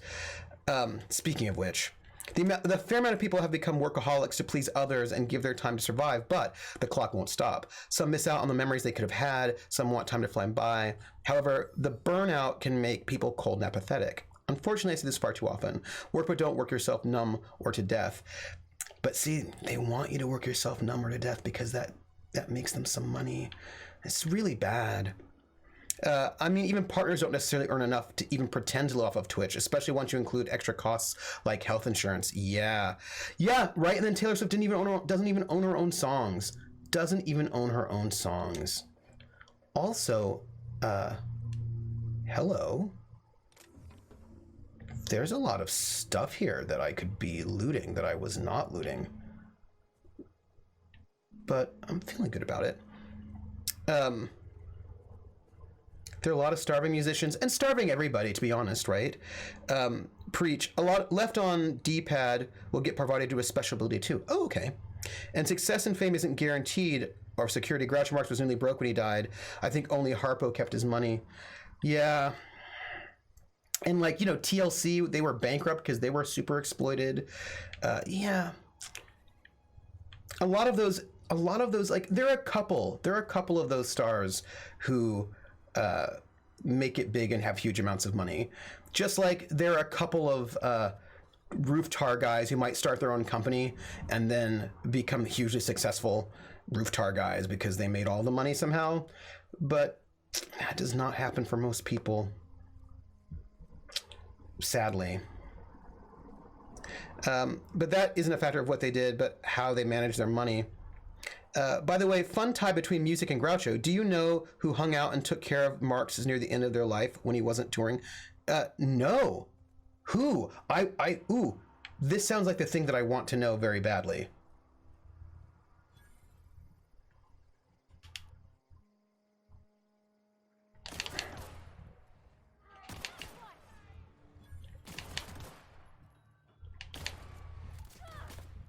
Hello.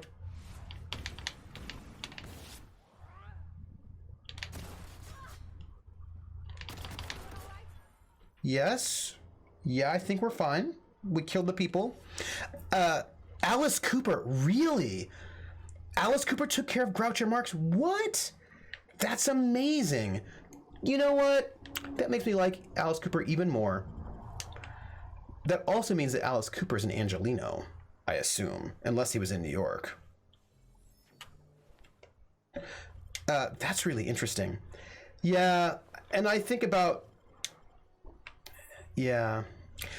But also, I would hope that that roofer would also have retirement, right? Have some kind of pension, perhaps, that the musician probably does not have, which... You know what? I've never heard a bad thing about Alice Cooper either.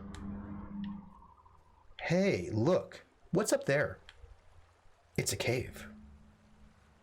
Let's go into the cave and find what's in here. I heard that we're not worthy of Alice Cooper. You should just stay in bed and watch TV with him while Groucho gossiped about old actors and actresses. Aww. Hey, I found a river hideout. Can I hide out in here? Can this be like my hideout? What is that? That looks like a trap. Is that a trap? It is. That is a trap. I was just asking if that was a trap, and the answer is yes. Also, that hit me. That hurt. I did not appreciate that. If the musician doesn't, then it's their own fault. They aren't incapable. Here's the thing. If you make a couple $100s a week, it's really hard to put that money in retirement. It's like sort of saying, it's sort of like yelling at millennials for not owning houses. Do you know what I mean? Like, millennials are not making a lot of money. Their money situation is really bad. Feed My Frankenstein is a good song. Choice. Well, but see, the thing is, not everyone can just choose to be rich. Do you know what I mean? Like, there are a lot of people who cannot afford to save up for retirement, and they don't necessarily have the choice. Do you know what I mean? Like, you can... Ooh. Journal of M. Bacchanal. Ooh. Let's take all this. So are you saying that a person who is poor is choosing to be poor? That if they work they work full time as a waitress because that's the only job they can get, that is their choice? Because, you know, they're making... Oh. There are a lot of people who make very little money and can't... Oh gosh. Let's do this.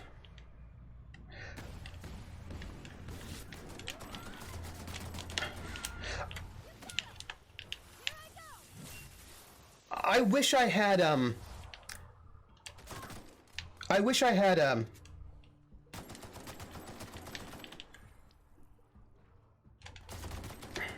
this is going better, by the way. I wish I had there's a thing that I wish I had, and I don't even know what it is anymore. Inflation's worse too. It's no wonder they don't own houses, right? Things so expensive. They should issue the sick and wish themselves. I got... Oop, hello.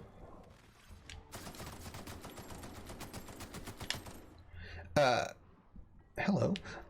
Let's, I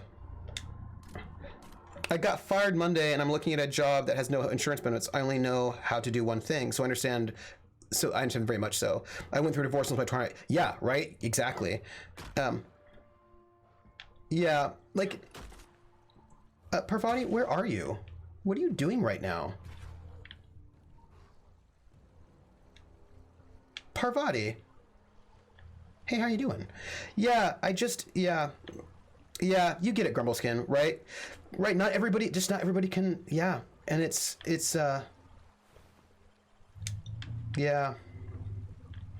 And like, sometimes it's just like, sometimes you can't, like, if you have a job that doesn't, yeah, you know, you get it, right? If you have a job that doesn't, oh, hi, provide retirement. We're doing much better this time around, huh? And you're making minimum wage, which a lot of musicians are, or less than. And like sometimes it's just not feasible to put. How come we're doing much better? Is it because I'm wearing armor now? Just don't have just can't. You know what I mean? Like they can't put money into retirement. A lot of people, I mean, so many people are just living paycheck to paycheck, and they're just.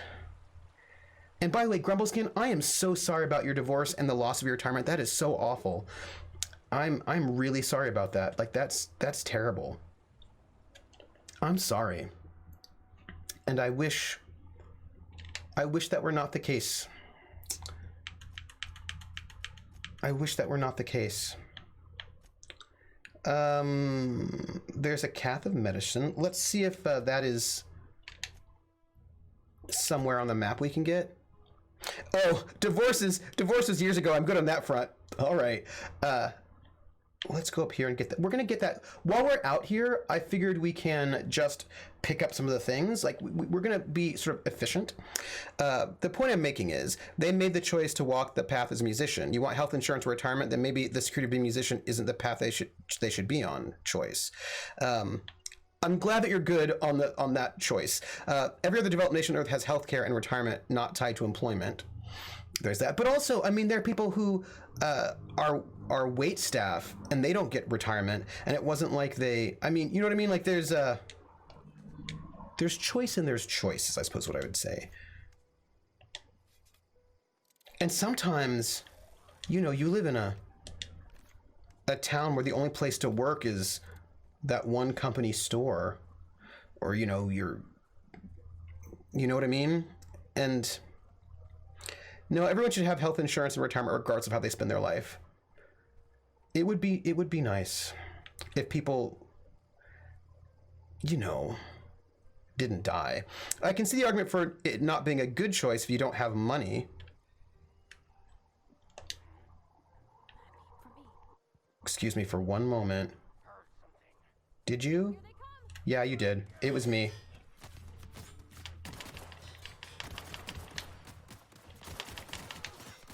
Oh, hi. Jump. Hi.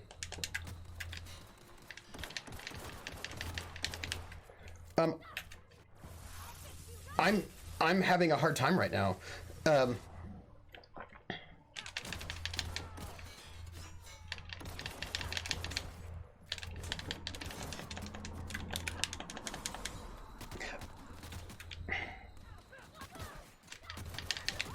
Oh, somebody's attacking me. Who's attacking me? I was being attacked by someone, by the way. I was like, someone's attacking me, and it was not this person.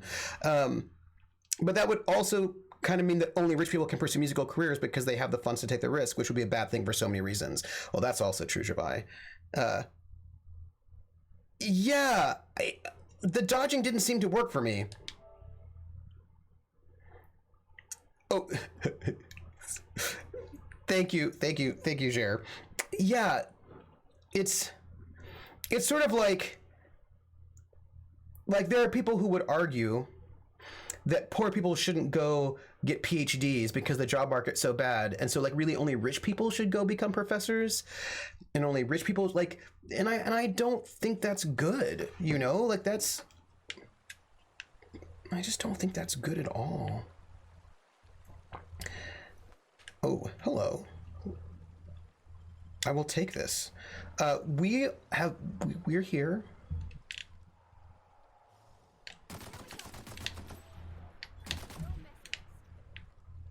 Are you dead?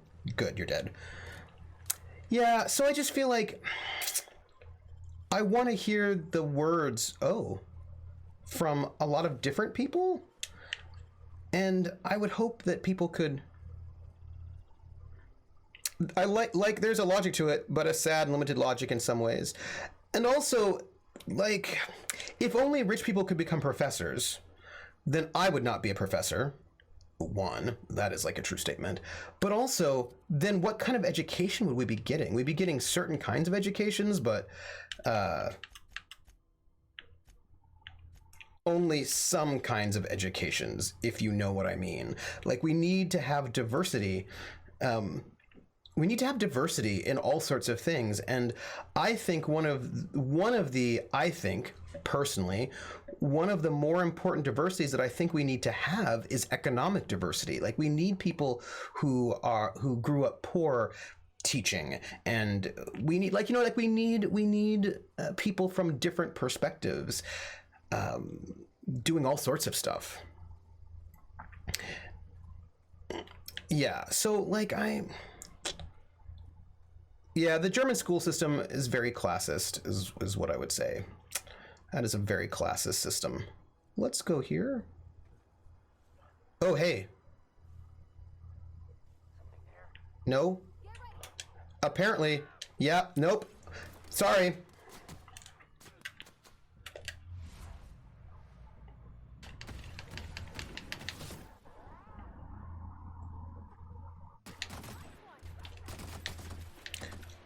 I'm gonna try to kill these people and not die.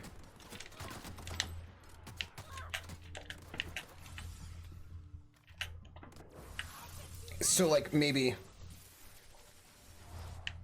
yeah, economic diversity leads to broader diversity. Like it's really true, and it's just really important, right? Like I think. I think economic diversity is so important. You know what I mean? Like I really, really do. And I worry about the fact that we don't have enough economic diversity in a lot of fields. But we have a lot of classism, and that's bad. Because, and can I tell you one of my big pet peeves? Here's my, this is my political statement, although I don't even think it should be that political.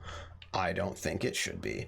It really bugs me when people say only in Germany and also it's like the kids at age, oh yeah, I think the German school system is, I do not like it. Just those are my feelings. I don't like. A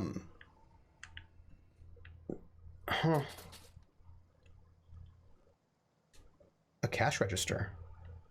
Well,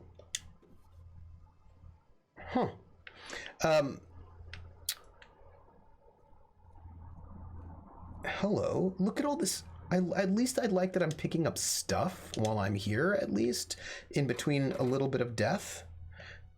Corporation Service Award. Oh yeah, so here's my controversial opinion, which I hope is not that controversial, because although, sadly, it might be controversial, but I don't think it should be. We should separate human value from economic value. Yeah, we should. I agree. I totally agree. Economic value and human value are not the same thing, because economic value, yeah, yes, I agree, and I have feelings about it. So here's my controversial, quote unquote, controversial opinion that I don't think should be controversial. I do not believe that if you are rich, it is because you work hard, and if you are poor, it is because you don't work hard, and that all you need to do to become rich is work hard. If you work hard, you will be rich. I think that is not true. I don't think, like that is a thing that people say. I think they say that to justify treating poor people badly is what I think. By the way, I'm just picking up a lot of stuff. Also, I clearly need more ammo.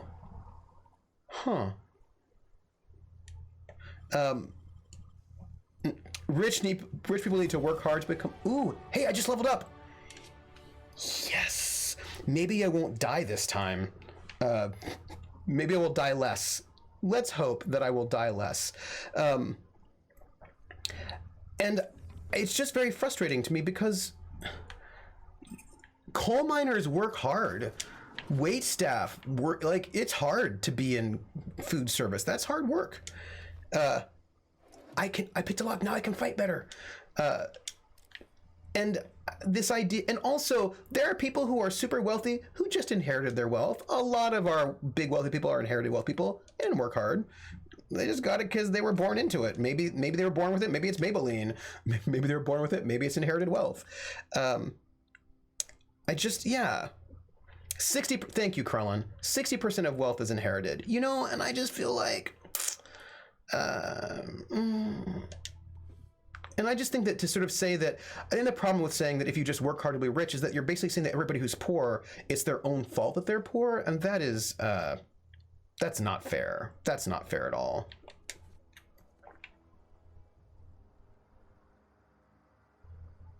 Let's, ouch. I jumped off a thing. It also hurt me. So yeah, I just feel like we should not be crappy to poor people. Hey, there's some marauders over there, and I want to kill them. You know, that's what I want to do.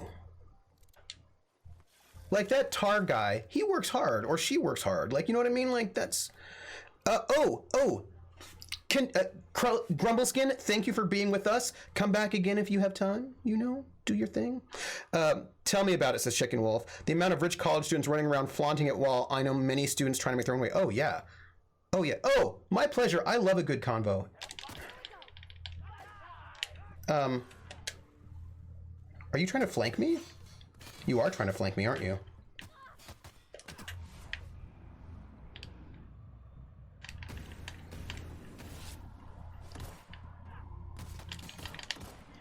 I want to make sure I don't get flanked, because I don't like being flanked.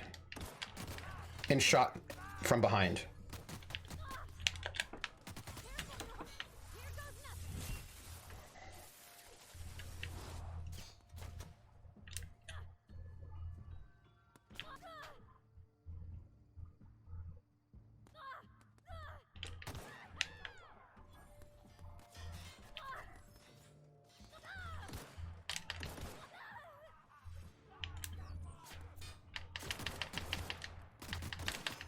Oh, hi.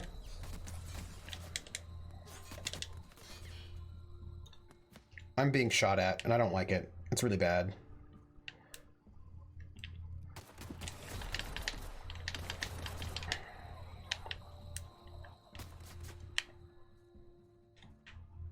Heal? Maybe?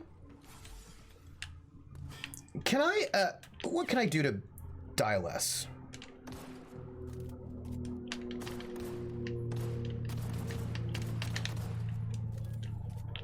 Let's see.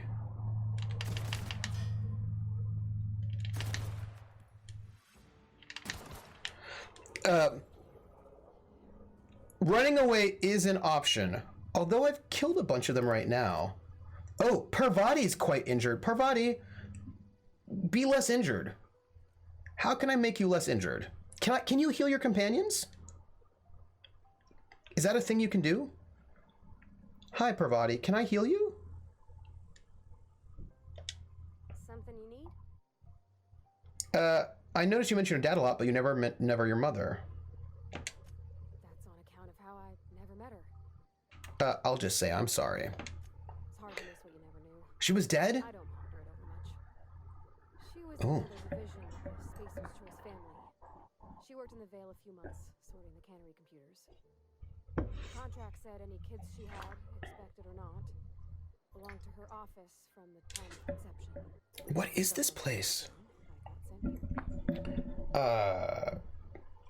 That's, is that normal? I don't know about normal. Dad said she worked under some kind of special contract. It's sensible. Dad just fixed machines. She did some kind of crazy math, high-level stuff. Better to raise me on his time than hers. You mentioned something earlier that I wanted to ask you about. You mean about the mission being too clean? Isn't it supposed to be clean? It's a church. I know, but Vicker says the universe is a machine, that it runs by law. Real machines have gunked up oil, scratches, and worn bits. You can tell they've seen handling, been used by folk. The machine Vicker sees is one ain't never been run. It's not for people to live in. It's something on a museum shelf, under glass. I'm just gonna say, never been much for religion myself. I think there's something higher and greater than us. But I don't feel it when I'm in the mission. Let's get back to it. Well, we're in the middle of death and doom. I wonder how long does it take for, I should level up, right? I should probably level up. Let's do that, shall we? I can level up my skills.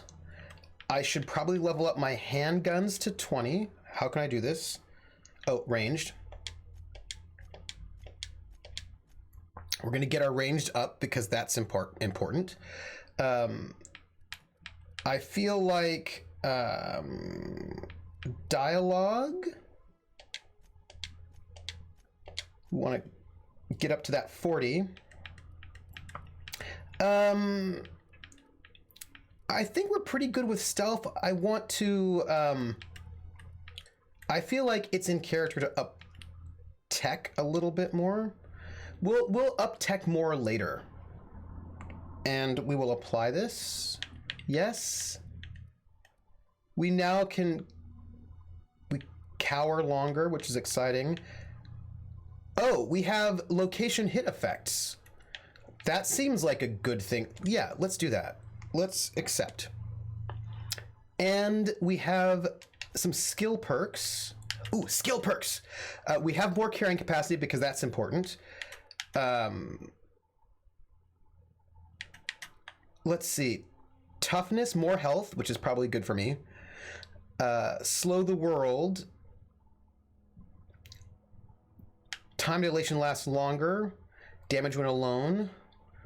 Walk speed. Sprint speed. Better. Resilient. A few bits more. Quicken the dead. Traveler. Look, I know I need things that will help me survive more, but I think I should take, I think I should probably take the Traveler. PH, you took the carrying capacity perk? Well, I mean, Hoarder is as Hoarder does. I'm just saying. When I visit the German family, I always get interrogated and asked about my life and asked what and not how I'm doing. I'm going to take the Traveler perk so that I can fast travel while encumbered.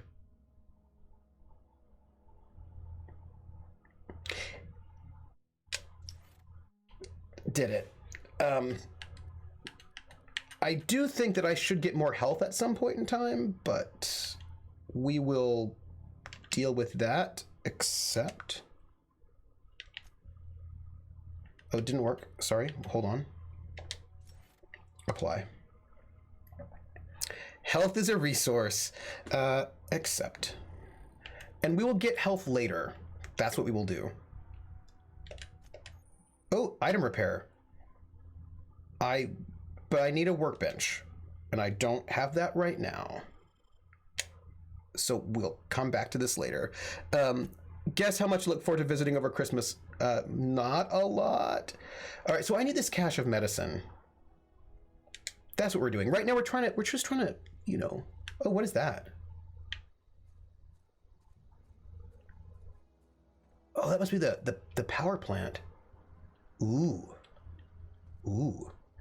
If you get injuring 20, you don't need a workbench for repairing. Oh!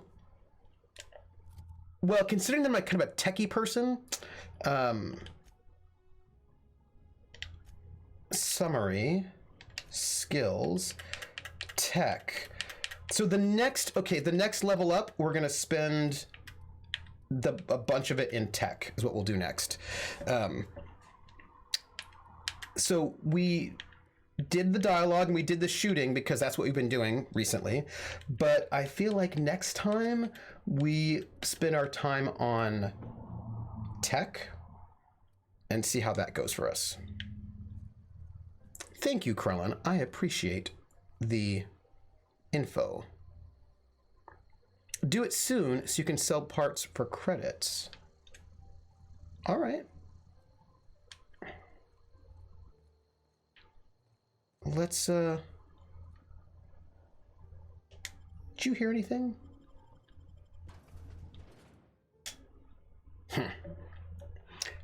Soon. I hope, yes. I worry about some of these creatures. Yeah, I just, PH. Oh my gosh. Why can't I have like why can't I have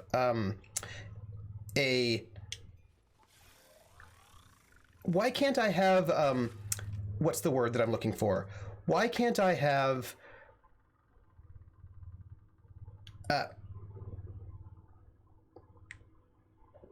what do you call them? Grenades. Speaking of which, I have decided that I'm going to do something right now in my inventory. We have things, right? Like inventory has things and food things, and I'm going to take food things and I'm going to eat them because I think they're good for me in combat. I'll get a grenade launcher. What is this? This is a medium-sized apple. 200% natural health regeneration lasts 2 minutes.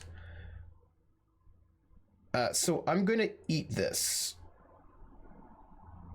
Right, I'm gonna, because there are things here I've got to kill. I'm gonna eat food because I feel like that will be better for me. Like smoking steadies your aim. Oh, interesting. So I'm gonna eat this. Use. And I'm going to get more health. And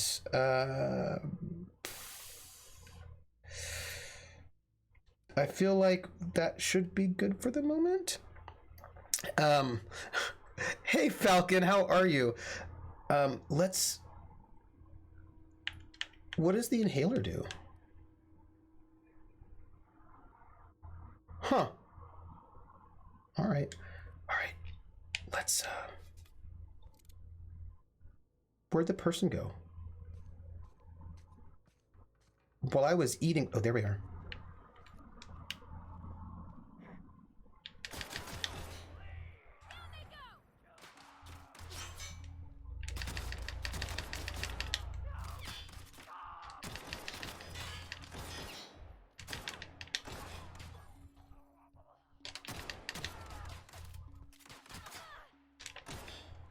Oh, hi.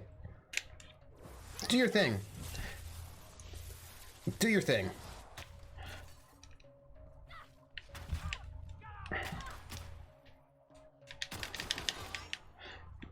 Yes. I'm feeling healthier. There's a crash, though. Warming up after working.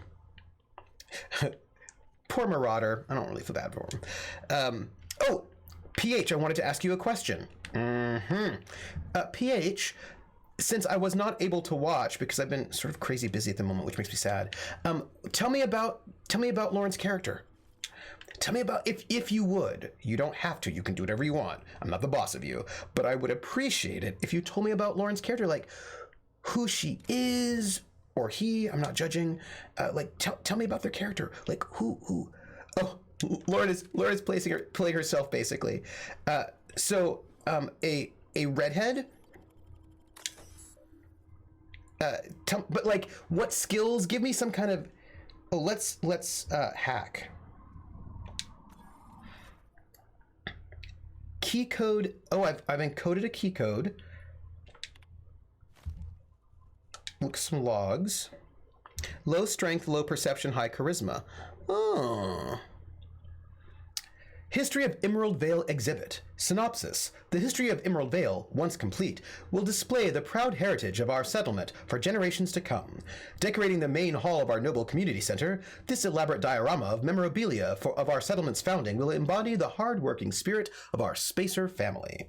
The centerpiece of this grand exhibit will be a taxidermized manta queen erected within our main lobby as a sign of civilization's victory over nature herself. Director Pickett. I don't see this manta queen. Maybe it never happened. But what? Can you tell me something cool from her?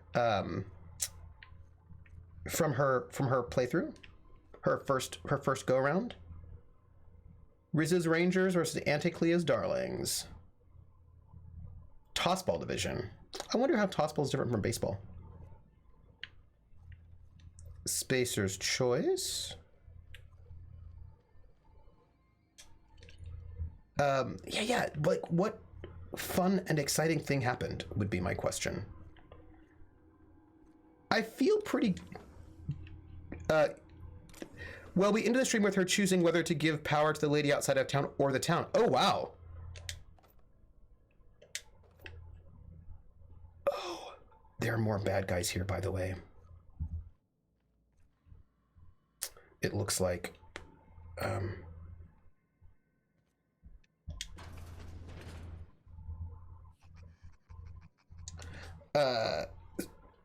She got far, very far.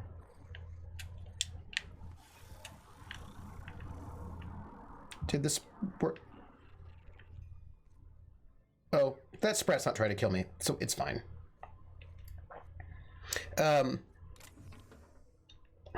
You throw people between bases for the sounds of it? Maybe? It's more lacrosse with the sticks. Ah. Laura immediately chose to heal that first guy you came across. Oh, I didn't heal him right away because, you know. Gotta go to work soon. Good luck, Trooper. Oh, thank you.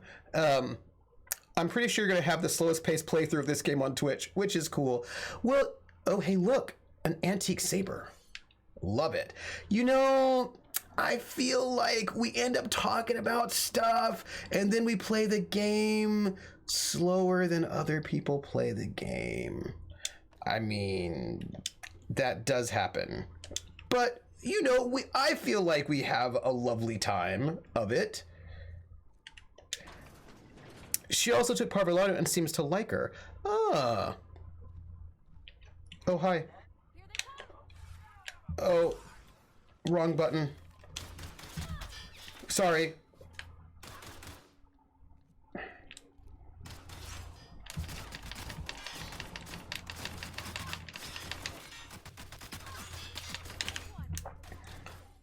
I should probably do that.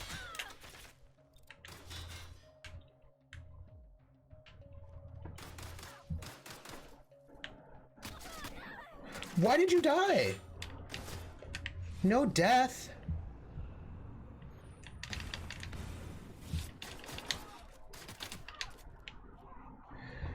Low damage weapons are ineffective against heavy armor. When more of half of your damage, it won't be a 2-year playthrough. It'll just be like, you know, it'll be like a short time period. Also, I feel like I've got some problems going on right now. I'm just allergic to stupid, and there's a lot of stupid running around. I don't mean cognitive challenge. For example, last Christmas, one of my mom's coworkers wished me a man because my boyfriend doesn't count because he's in the U.S. I was so big time, what the fuck, get your mind out of my life. Oh yeah, totally. I mean, Parvati's great, easy to like her, I would say. BP made an interesting argument that providing power to the town was the most moral choice because the town has resources to give people more comfortable lives, as opposed to living more freely outside of town in a survivalist way. Have we changed from 2 years to 3 years now? I'm excited to find out about Parvati. I'm also feeling like, how do I know? By the way, I didn't look to see. How do I know if my, what do you call it? How do I know if my boosts are still up? Do you know what I mean? Like my food boosts. That's my question. How do I know? How do I know if my food boosts are still happening? Sentry Saber. Yeah. There are clearly still bad guys around. There's probably an icon by your health bar and there's nothing there now. That makes sense, right? Like that makes sense to me. I would really like to check out something. And her son has 3 kids with 3 baby moms, so she should just be silent. I'm looking at inventory, and I'm looking at that's not so bad, but I feel like my DPS is probably dropped.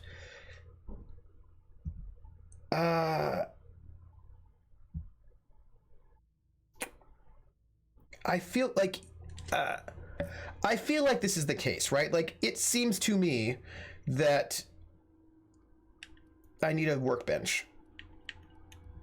It feel like I may be wrong, but I feel like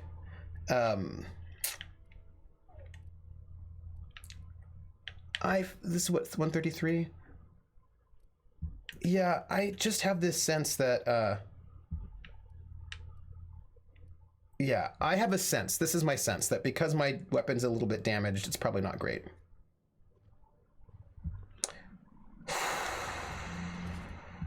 Because I'm seeing a little weapon icon, which I never feel like is good. See, the thing is, I upgraded this pistol, so I don't think I have a pistol that is better. Yeah, Hey, look, it's Starbucks. Or pure water. Ooh. This place is super interesting. It's got food. You know what? I'm thinking I should probably just eat food more because I've got a lot of it. It turns red when it's severely damaged. Yeah, I feel like I should probably just eat more. Right? I mean, pick up some noodles.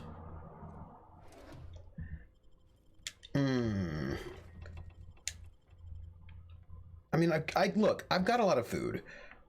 This is an exit, so let's not go there. Let's keep going this way. I don't know, everybody. Oh, there's a music box. I really love my pistol, but I should eat all of the cheese wheels. Yeah, I might as well. At no point I at no point needed it, so it's not like you need it saved up for something. But I might need foods later. If your English was high enough, you could fix it with a bench. If my engineering, yeah. So I clearly need to work on. That's the next thing I need to do. Clearly, is there anything I can sell that might be useful? Buy, sell, junk. So I can sell all this junk and it's okay, right? Like I don't need to give these as gifts for anyone. So this hide and meat and this coolant tank. Okay. I'm gonna sell the junk. Okay. So I did. I have sold the junk. General stuff I probably don't want to sell. Mods I don't want to sell. Health stuff I don't want to sell. I've got a lot of health stuff. Oh no, it's just food. Whatever. The only thing I ever regretted selling that came up in a mission later was some armor. Mods are cool. Mods are awesome. I don't think I need to sell any of this armor. I mean, I've got 2 of these mining gear things, so I could sell one of them. Yeah, let's do that. I mean, I don't need to give them to my companions, do I? Do I need to worry about giving my companion stuff?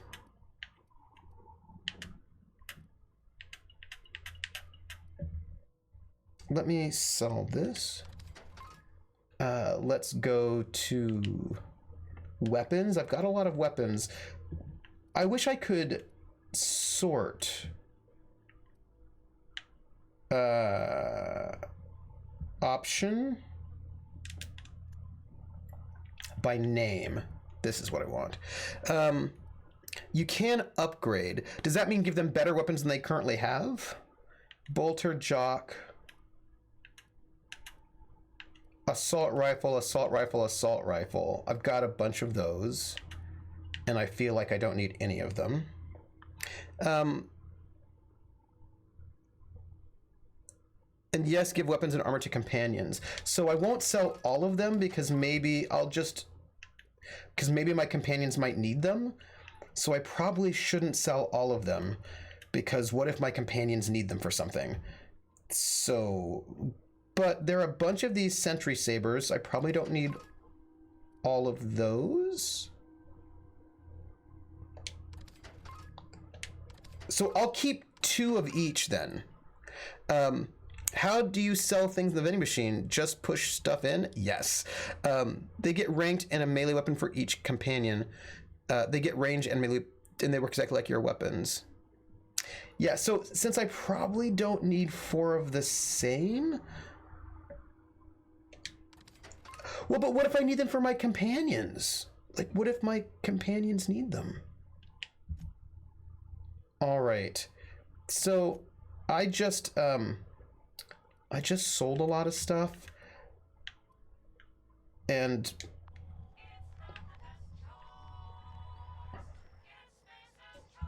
oh, thanks.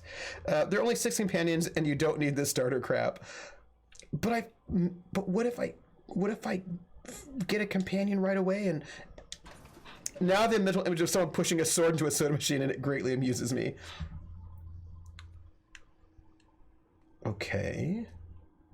Atomica. Atomica. Well, let's see.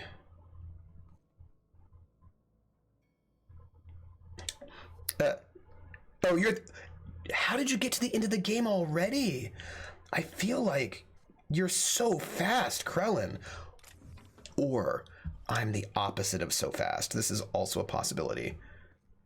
Can I just, I'm just gonna unlock this room with the first aid key. Atomica! It's okay, Trooper. I do the same thing until I'm moving at a crawl.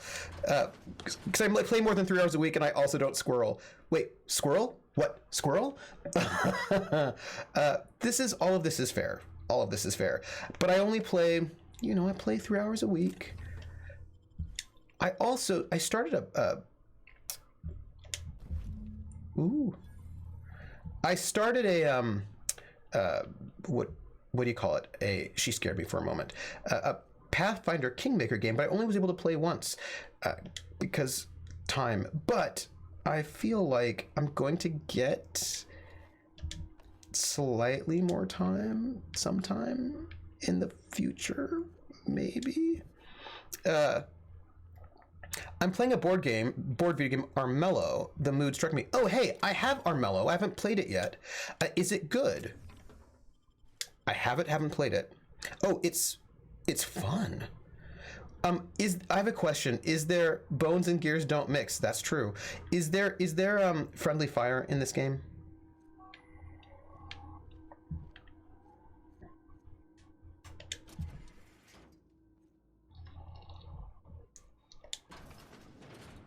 Ooh, it's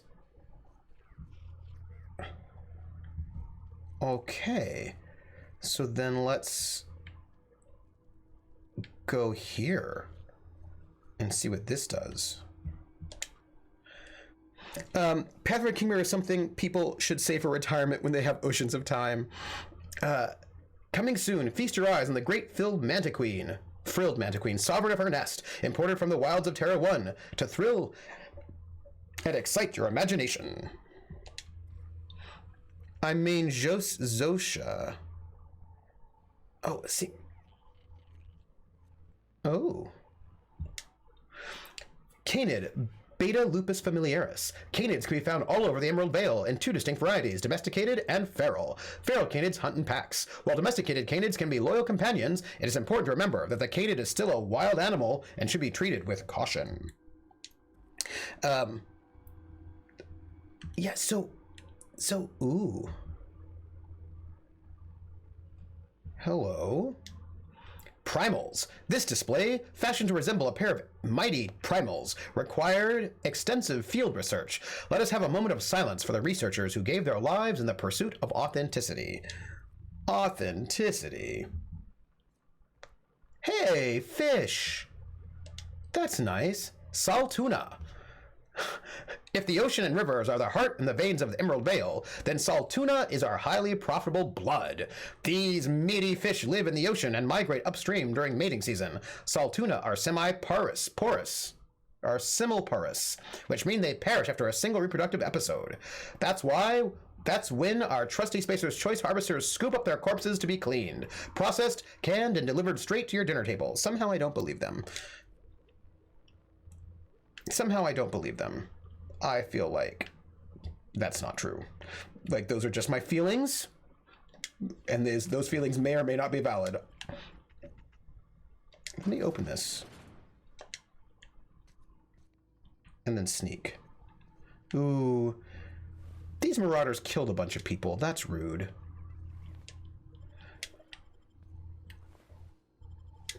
Poor miner guy. Dead in the bathroom. Awkward way to go. Like Elvis. Oh, Krellin. I'm not going to say that Elvis wasn't a jerk. I will just say that I don't think he was a jerk for that particular, in that particular instance. Which is not to say that he wasn't a jerk, though. I will not, yes, that's what I will say. I will not say that he wasn't a jerk. My boyfriend is the best. for me, and he laughed when I told him about this. He also said that the best revenge is being happy. The foxhole is a good part of me being happy. Ooh, a compass. It makes me happy that we can be a place where you have joy. Got a lot of stuff. Riot control armor. Sawed-off shotgun. Ooh, sawed-off shotguns.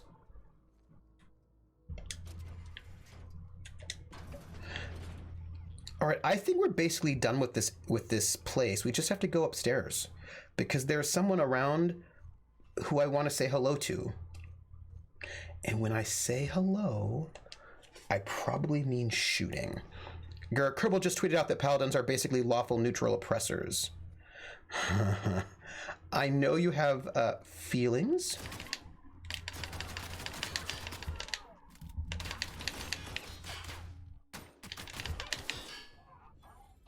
I just realized that he's one of these heavy armor people that I was supposed to not be shooting with a pistol.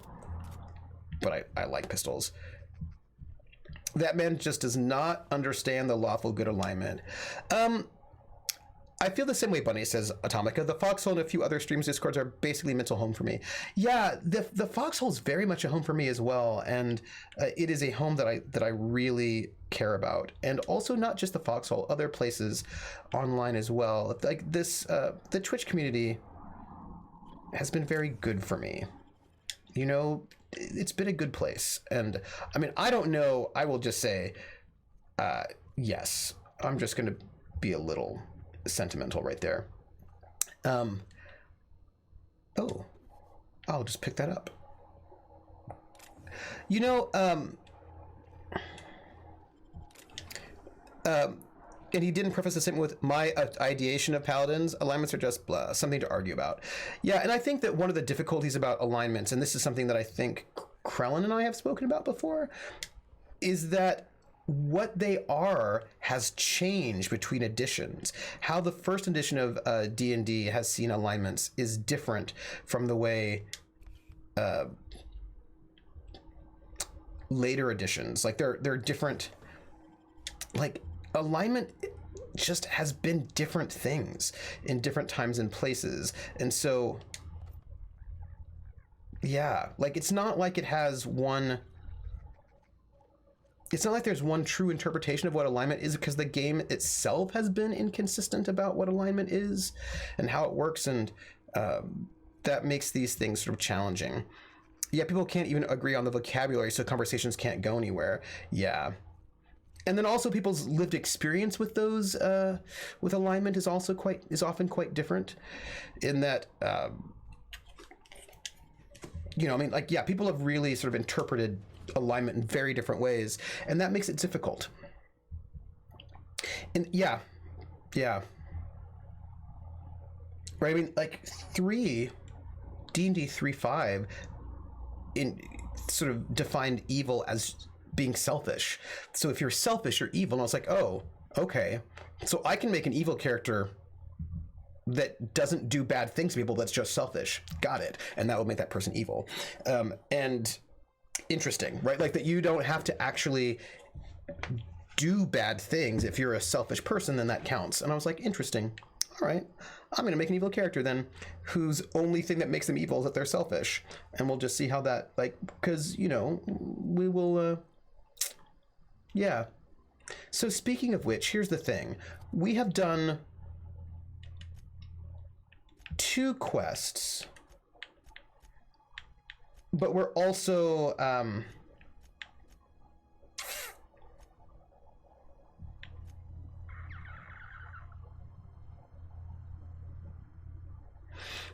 3E, D&D paladins as written are not oppressors, but if you add more gray areas to alignment, what good means becomes complicated. So the morality of paladins becomes debatable if you make alignment less absolute. Right, see, that's the thing that Javai notes, right? That D&D as written is a place of black and white morality where there are good people and there are evil people, original D&D.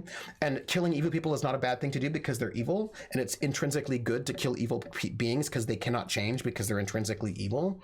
And there is no gray, right? You can detect alignment, you find if people are good or evil, like, you know it. There's good, there's evil. And in that world, good is good, right? And you're not supposed to give people moral gray things in that world. It's supposed to be black and white, and that's the point of it, because it's kind of doing a pulpy thing. But the minute you sort of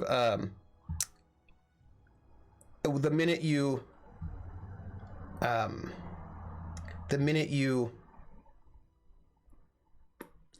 change that, it becomes different. 3E made a line about action on intent. You had to act selfishly, which means doing bad things. So, for example, I had a character who just wouldn't share their food with people, which made them evil because they wouldn't share food. Like, they're like, I've got food, I only have enough for me, so I'm not sharing it. So that made them an evil person, and I was like, all right, I'm gonna have somebody who is helpful for selfish reasons, right? They will help the village, but for selfish reasons, and they will not share their food for selfish reasons. So, oh no, like if, right, so like that person who helped orphans and villages because for selfish reasons, because they wanted people to love them, and that person who was like, I only have one thing of food and I'm not going to give it to you because I need it. So they were like the same as a mass murderer in D&D terms.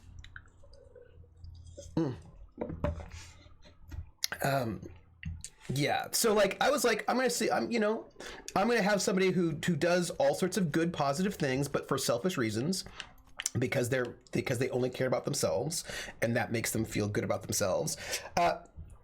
And well, the thing is, my demon's like, your character's evil because they do things for selfish reasons. I was like, all right, I'll do it.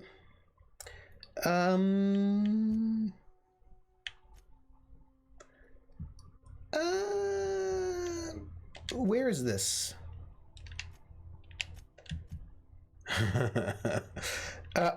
Where am I right now? I'm here. Do we go to this village? But this is the thing, this is part of the history of that thing, right? That people, do you think we have to do a lot of fighting if we go to this village? I hope not, because my weapon is not doing well. And if being selfish makes you an evil person, and there are those who say that nobody is selfless at all, well, that sort of, makes everybody fall under D&D's evil, which I think is stupid. But you know what? Doing selfish makes you an evil person. Right. So, for example, when you save the village because you want the people to love you, that was a selfish act. Because you're doing it because you're selfish. Right? So that was, and like, if you're like, oh, I'm going to save this village because they'll give me money.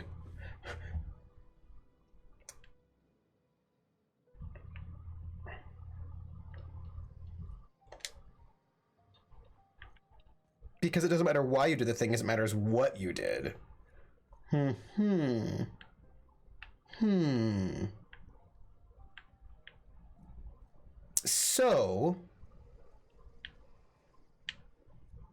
So let's come back to this.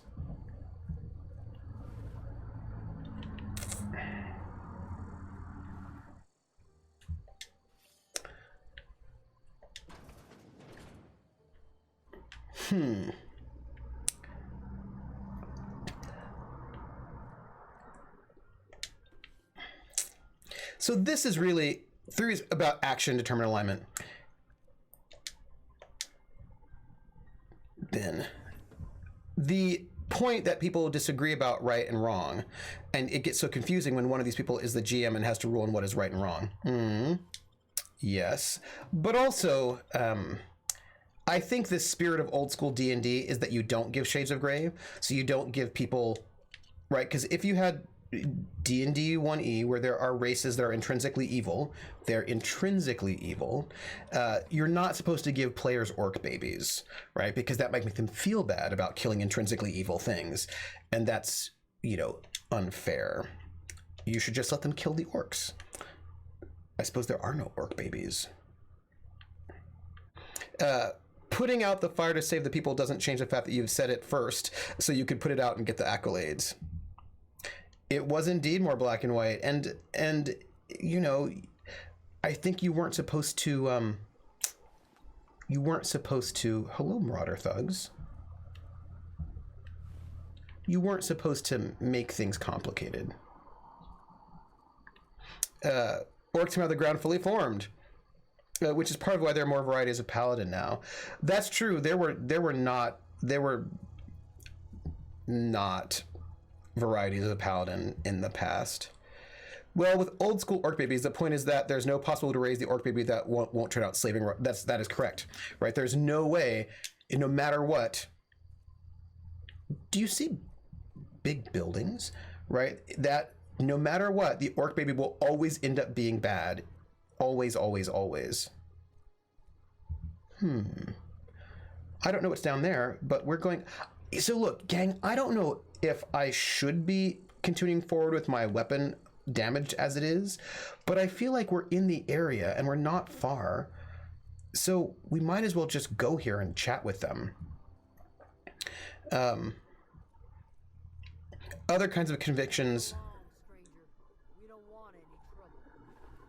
Oh yeah, that's cool. I have 13. Oh, I sold quite a few of them. And I'm also probably going to give them to my companions. So I think that D&D's come a long way. Hi. Let's talk. I think D&D's come a long way, which I think is really good because I think it had serious problems in the past. I think that one of the big issues with D&D is that... I don't know you. Whatever you're looking for, it ain't here. Move along. I'm looking for Adelaide? Answers, huh? You must be one of those philosophicals. Already got ourselves one of those. Trooper, there's like 100 times more loot than you're acting like there is. Maybe this is true. I was Grace Romero. Wasn't she the sheriff? Did our sheriff also defect? Interesting. Yeah, we hung out in town and now we're just going to the lady outside of town. We didn't directly go there. We saw everybody in town first, and now we're like moving through, get like little bits as we go. Reed said something about former workers living out in the wilderness. Yeah, that's us. And you can tell Thompson we're doing just fine by ourselves. If you're gonna start wandering around my camp, know that I got my sights on you. I didn't pick it up. Where can I find Adelaide? Over in the hothouse, tending. Oh yeah, I knew about the mission. Enough with the questions. No offense, but I've got a lot on my mind. You and me both. Oh wait, I'm trying to figure out how to repair my ship. Well, look at you, buzzing around the aether with your very own ship. Rest of us gotta make do with the ground at our feet. No, I'm sorry. That was unworthy of me. Lady named Zoe went missing some nights ago. Just up and vanished without a trace. Oh. Now I'm pacing around wondering if marauders got to her. You know, I could always go looking for her. I go looking for Zoe, I leave the camp undefended, seeing as I'm the only one of us who knows her way around a gun. Hence my dilemma. Well, any idea where she might be hiding? Vex me. If she told anybody, they ain't telling me. I checked her room, but I got yelled at for snooping once already. You snooped around her A room? little ways ago. She was always obsessing over her serial dramas. Wanted to see what the fuss was about. Huh. Well, maybe the marauders... Well, how well do you know her? Well, enough to know we never got on. Zoe, it's definitely close. If anybody knows the workings of her mind, he does. Maybe the marauders took her away? Could be. Dangers aplenty out there. No telling why marauders would steal somebody like Zoe. Got no useful skill as far as I can tell. Well, any chance you could point me somewhere specific and not just out there? Marauder gang just moved into the districts a little ways east. Uh-huh. Their numbers are growing. Gotta come from somewhere. I'll keep an eye out. It's not like Zoe to go wander. Figured she might be out scavenging, but that ain't exactly her talent. Interesting. Can't imagine where she's gone. Hale's a wide place.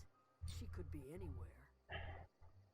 Well, unless Marauders got to her, then parts for that seems rude. I'll just say, don't worry about it. I'll find her. Appreciate it. Honest. Well, I've got questions about Zoe. Tell you what I can. No, let's change the subject. What is it? I'll leave you be. So, I'm going to try to find.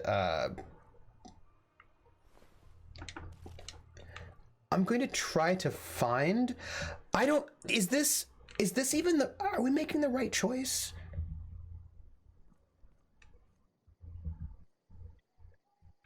Like, there's an entire town here, and I feel like I should go through all the buildings, but I'm gonna just find our. Oh, that's Thomas. He used to follow me around before he left the cannery. Oh. Hello, deserter. I'm gonna just chat with some people a little bit. If you're hungry, Stefan's got supplies. Thanks. Are you in here?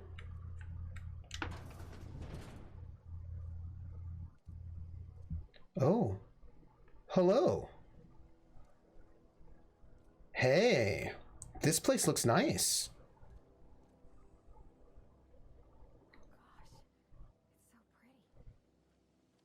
Wow. This is great. Let's chat. It is. Turning on a spit outside. If you're bearing illness, find a place to lay your head down and I'll fetch you a poultice. Whatever your troubles with Edgewater, leave them at the gates and be welcomed here. Any questions, dear? You must be Adelaide. Have been called that among other things. Green Thumb, grandmother, the strange old lady who keeps flying. But yes, Adelaide will do just fine. Excuse me, Miss McDevitt? Sorry, it's just... You got such pretty trees. Thank you. You're Robert's girl, aren't you? We're gonna finish the scene, work it out. We're buddies. Connie speaks of you often. Are you staying long? You should try some of my tobaccorn tea. Oh. Brew it in an old spittoon, Oh. but it's been Oh, that's good because, you know, I mean, is this your greenhouse? No, dear. The garden belongs to us all. Life is the gift of the universe. Oh, The universe yields its bounty equally, absent of prejudice. I'm surprised you've managed to grow anything out here. The soil around the Vale went sour years ago, but I found a way to sweeten it back up. The secret recipe is a little bit of elbow grease, a dash of love, and a heaping pile of special fertilizer. It looks like you made a home for yourself out here. A home for anyone who's ever turned their backs on Edgewater.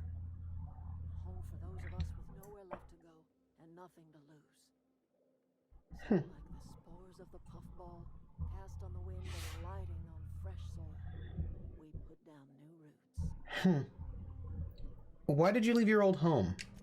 It is an unpleasant story, dear. But the short of it is that sometimes one wakes up and realizes the place that was once her home for much of her life has changed. The home in which we spent our lives has left us behind, and so we must move on. And that is as much as I will say on the subject. I don't want to mess up these people. You know, Reed sent me to make peace with you. Reed Thompson, you here on behalf of that cold-eyed reptile? I'm just... Let's hear it. What's Reed's idea of peace, then? Reed asks you to consider coming back to town. He's willing to make amends. That's what we'll say. Make amends. Spare me. Only thing Reed knows how to make is a mess. Like everything else that comes out of Edgewater, that peace offering is canned. I and my own are living just fine out here by ourselves. Reed asked me to divert your power over to him. He mentioned a geothermal plant. He would do such a thing. Question is, why would you agree to his plans? Your camp is a power regulator. I need it to repair my ship. Can or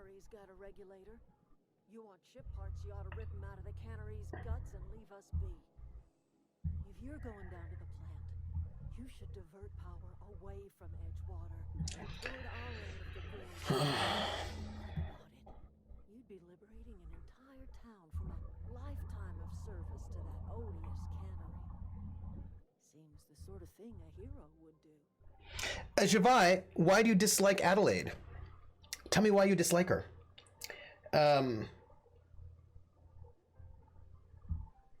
What have you got against the town? You've seen that miserable excuse for a town with your own lamps. Hollowed out workers laboring their lives away at the cannery, living off whatever scraps spaces throws them. You know that's true, don't you, Miss Holcomb? Your father died of overwork. His heart gave out.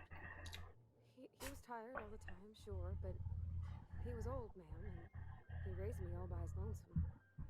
Look what they did to this child. Lost her family to the company, and still she defends them.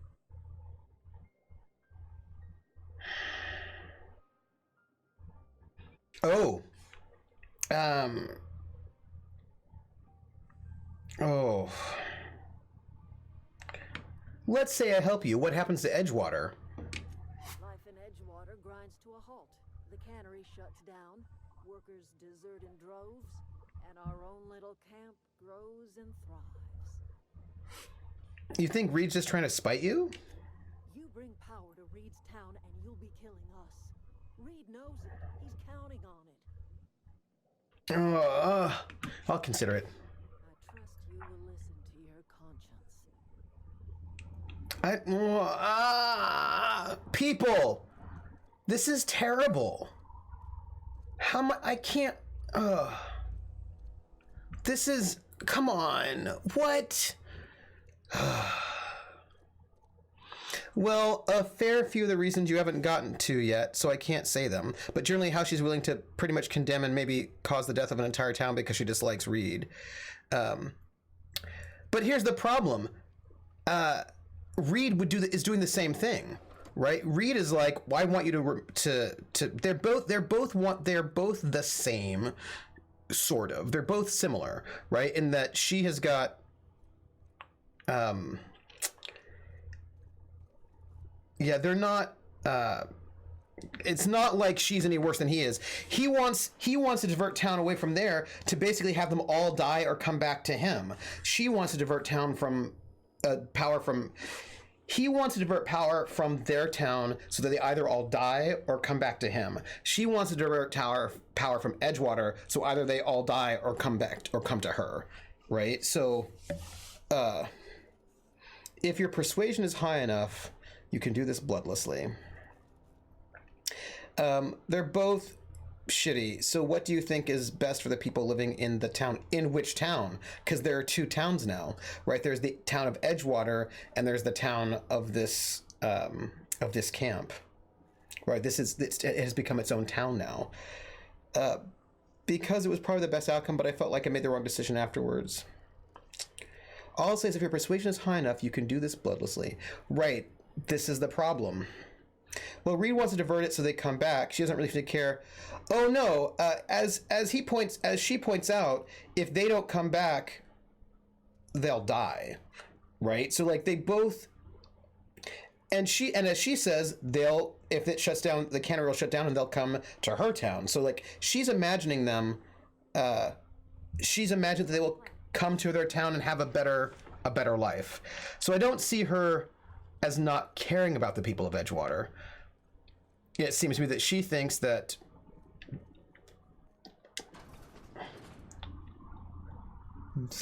ooh, hello. It seems that she thinks that going to Edgewater, leaving Edgewater and coming to her town will be better for them.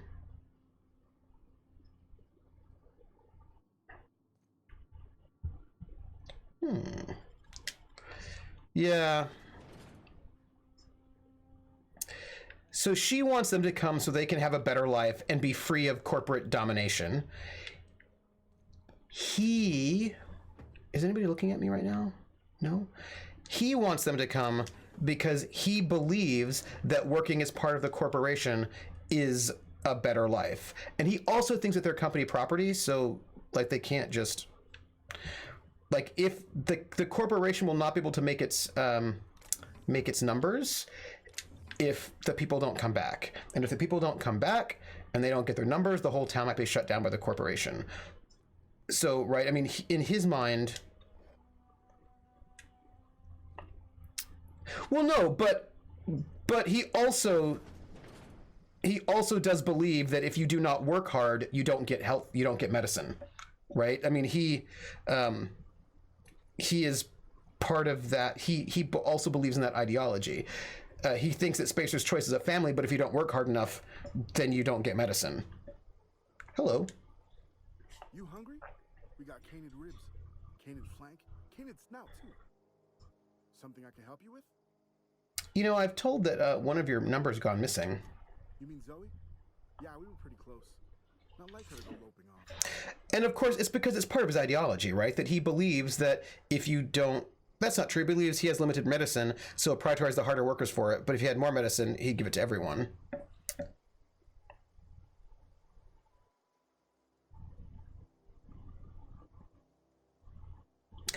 He has a corporate belief, and that corporate belief structure ends up being that if you can't... Yeah, but here's the thing. He also thinks that if you don't pay for your... if you don't pay for your graves, right, you don't get to be like he's part of this system. That system is an oppressive system that is not great for people, and he does believe in that system. He's not like he's like, oh, I don't believe in this system, I want to try to subvert it. He actually does believe in this system. What happened the day that Zoe disappeared? Zoe and I were gonna watch the serials, as is our custom. She never turned up. I looked around, but she was nowhere to be found. Hey, Kulan. Type of corporate fixer asking all these questions. Was she acting strange before she disappeared? Can't say I recall Zoe ever acting strange. Well, except for her habit of writing things down on scraps of paper. She called it journaling, but I think it's just plain odd. Tell me a little bit about Zoe. I mean, it's an exploitative system, you know? Masked marketeer. A scion of Byzantium turns to banditry and teaches his marauder companions the wisdom of free market economics. Shame she up and vanished when she did. I had a surprise lined up for her.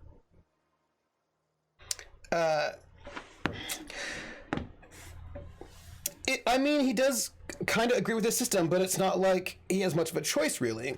More likely than not, outposts like this are designed not to be self-sufficient, so they can't leave no matter what. Yes, right? But he's a cog machine, but he's also upholding that system. And she has the skill to make more medicine, but only wants to keep it for her people here. She could trade with the city, but chooses...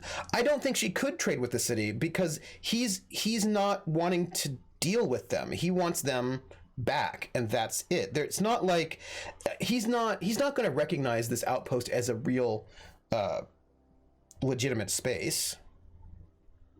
So wait, if he were totally fine with them just existing as they are, he wouldn't ask me to divert the power from them so that they would either die or come back, right? Like, he's asking me to divert power from their town so they either die or come back. That is not flexible.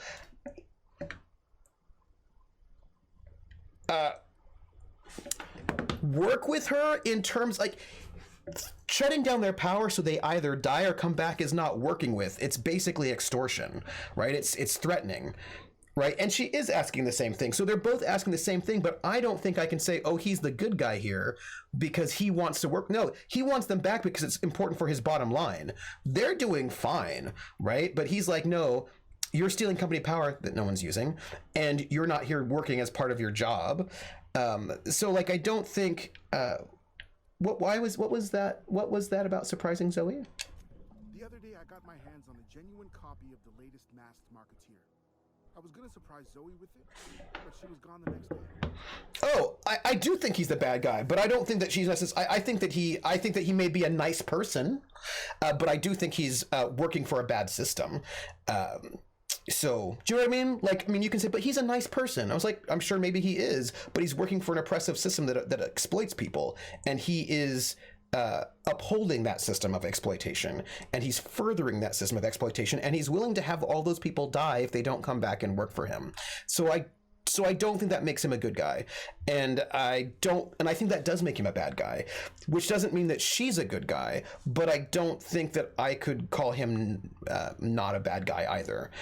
And the thing is, at the moment, Vulpes, Edgewater does have power, right? They actually have power. This is a power plant that is not being used by Edgewater. So Edgewater has power at the moment. So at the moment, both places have power, and he wants double the power and her to have no power. And I don't know if Levi got the same resolution I got, but if you get that one, you'll probably change your mind. Yeah.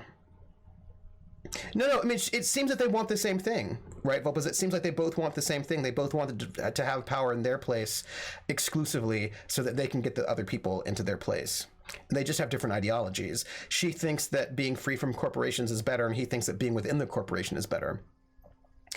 I mean, it's less that they aren't there working because they should, and more that they aren't there working, and the town will likely go under completely without their help because the town is failing. So them leaving is pretty much killing the town, but the town is exploiting them. That's sort of like saying you should stay here and be exploited because otherwise we'll fail, right? But why should you stay and be exploited? Do you know what I mean? Like the outcome I got made me think I chose wrong. The plan provides power to both of them. This quest is one of the ones I hear discussed the most. It seems to present the most glaring moral dilemma of the entire game.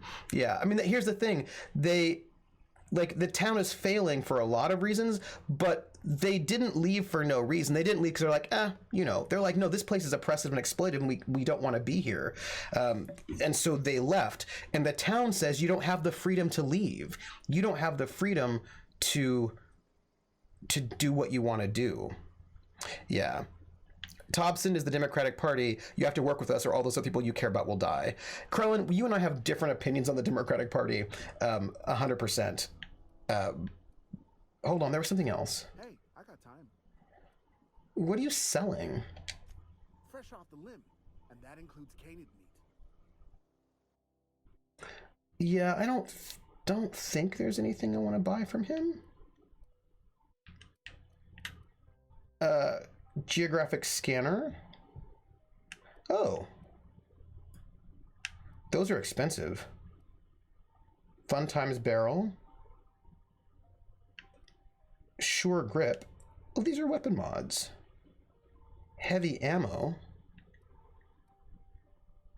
How much heavy ammo do we have?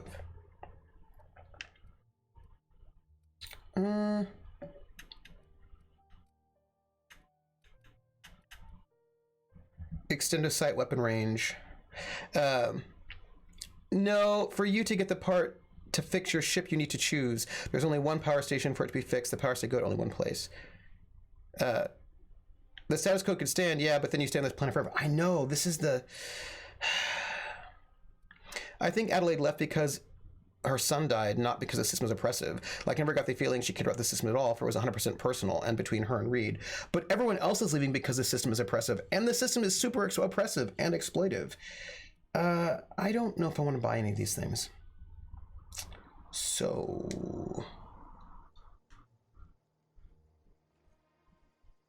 I won't steal these things.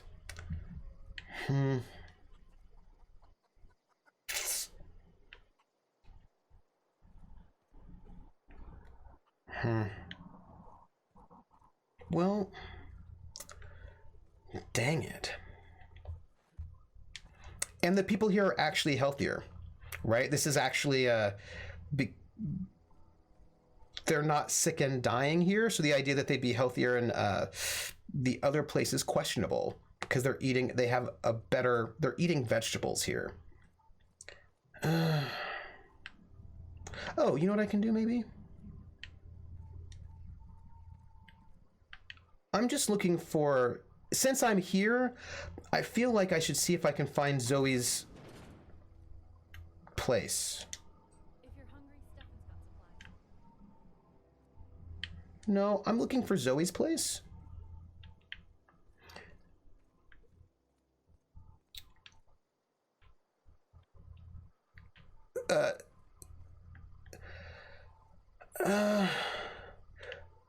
But But I suspect they're sick and dying because they are refusing to eat food other than salt tuna.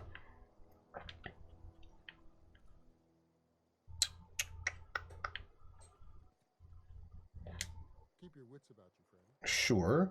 And that if they, you know, ate things other than salt tuna, maybe they wouldn't be sick and dying.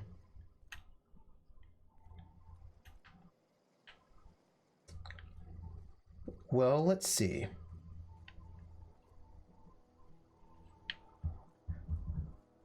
They also don't seem to believe they need other food. Oh, hey, it's a workbench. Oh, didn't see you there. I was just occupying myself with a little engineering. Whoa, Miss Parvati. Hey, you're, what, how are you? Hi, hello. Are you, All right. things safe out here? How are you keeping? Great, just great. I've been trying to keep stuff running, just like you. Only I'm not so... It's a company store. They didn't kick you out, did they? Oppression. Oh gosh, no, I'm just along with this fella here.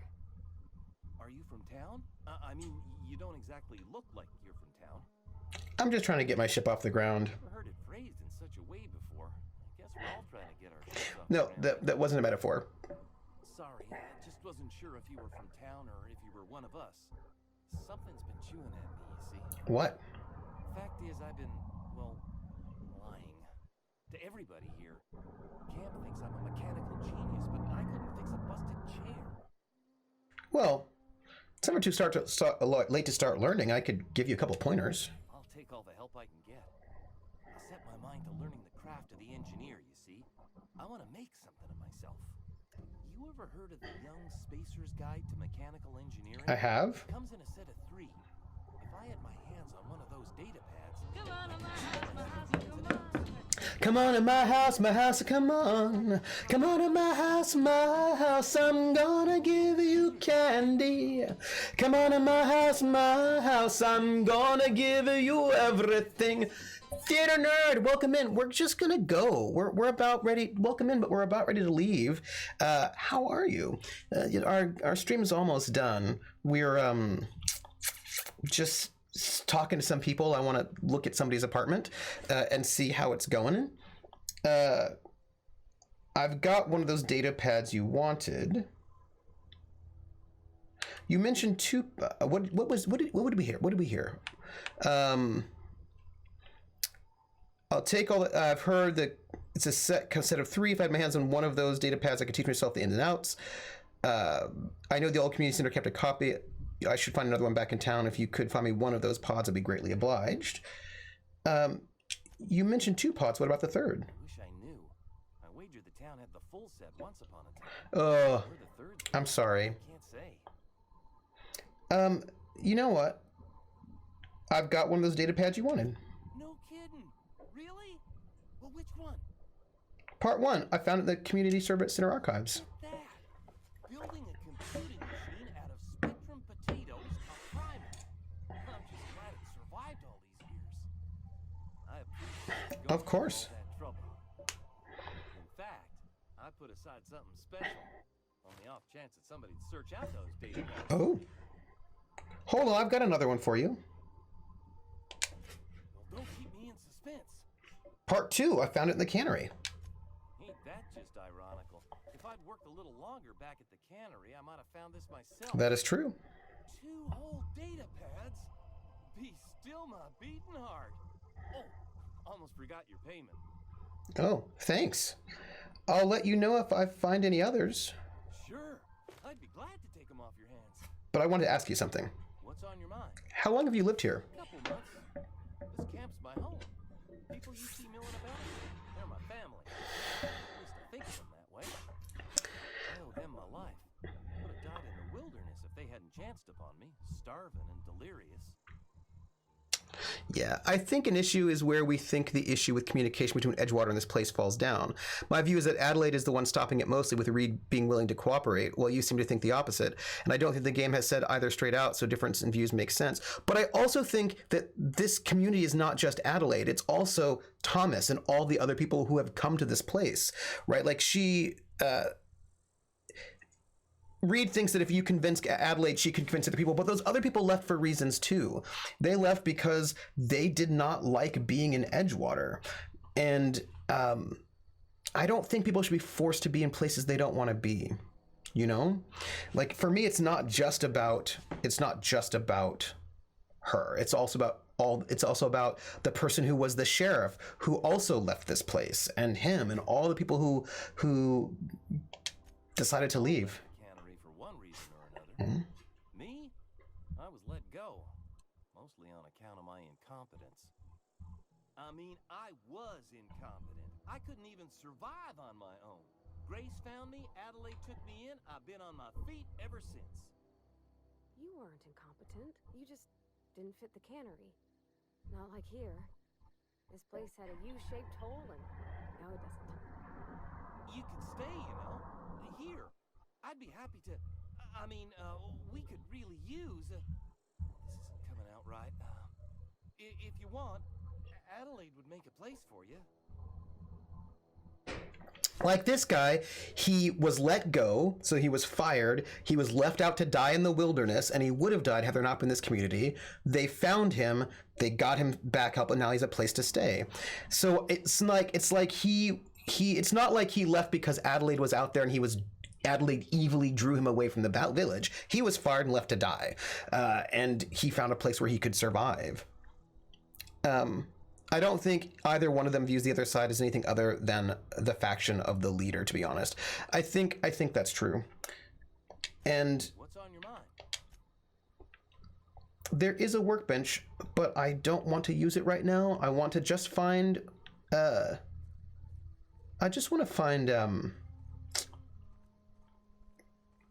Zoe's house is what I want to find.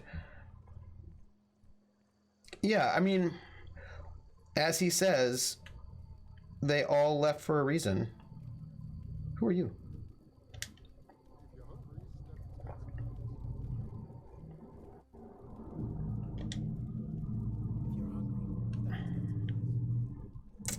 Yeah. All right, let me see if I can find this guy selling stuff. Deserter. Town.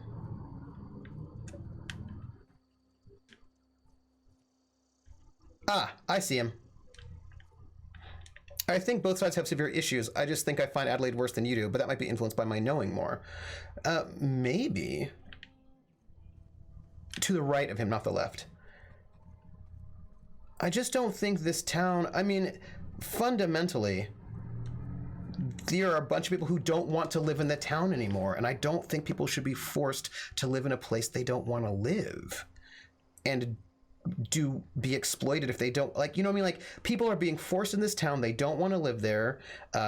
They are being exploited and they don't like it, so they leave for different reasons, because they were fired or whatever, for whatever reasons. And I think fundamentally I don't feel good about telling people that they have to be in this town and be exploited. Like, I don't feel good about that. But I don't want to kill the people in Edgewater either. Like, if they want to go and sort of be in an exploitive situation, who am I to tell them they can't be exploited? If that's like, because many of them in that town are true believers. They're really into it. They are very happy to live in that space, and I don't want to tell them not to be. But some people don't want to live in that space, and I don't think people should be forced to live there either.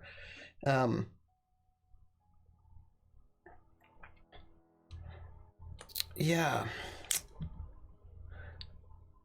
Like, there's just a lot of people in that camp who are happy now that they're not in Edgewater, and I don't want to put them back there by basically giving them a death sentence. I don't want to give them a death sentence so that they will die if they don't go back to a place where they'll be exploited. I don't want to do that. And I don't want to sort of kill the people in Edgewater who believe in a messed up system just because, you know what I mean? Like, I don't like either one of those things. Journal Zoe, page 12. So that's it then. No more Edgewater for me. No more cannery. No more jumpsuits and gloves. Yes, ma'ams, and would you like another's?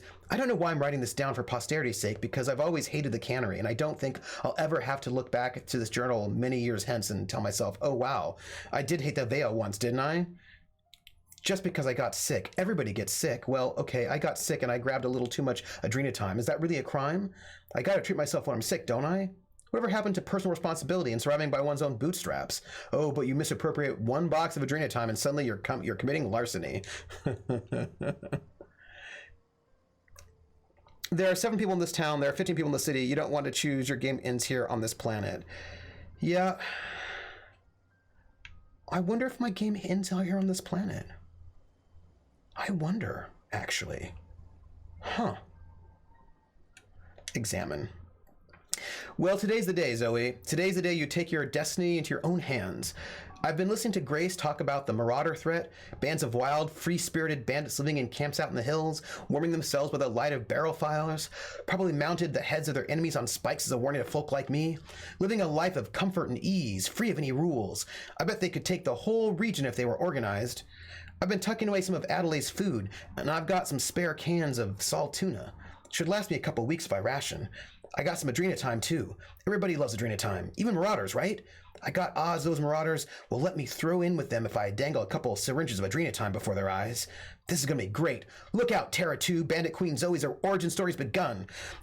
I'm gonna have a whole gang of marauders at my beck and call. Maybe I can even score some Rizzos. I feel like Zoe's got some bad choices. Bad choices.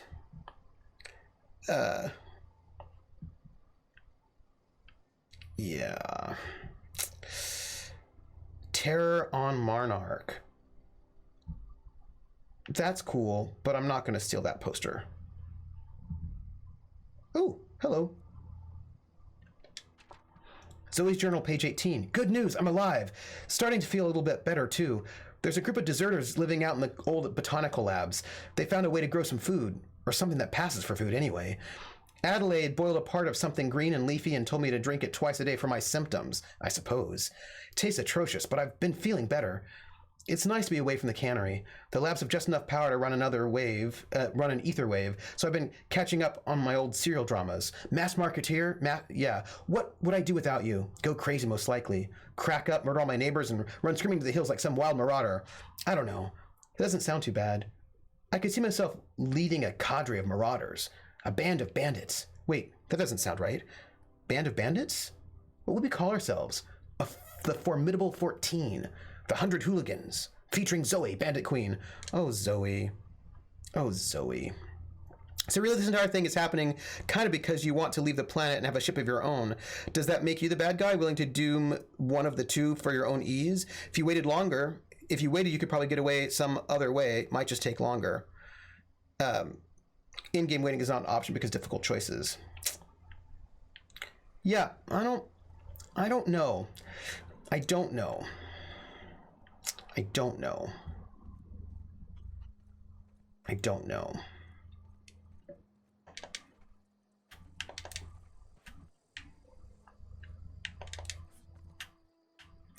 don't know. But this is where we're going to have to call it, everybody. We're going to go stand by that workbench, though, and then we'll call it. Well, maybe we'll go to the workbench and I'll heal some things. To be fair, the entire housing colony needs someone to shake things up because the status quo is slow, inevitable, and because it's a slow, inevitable decline to death. Yeah.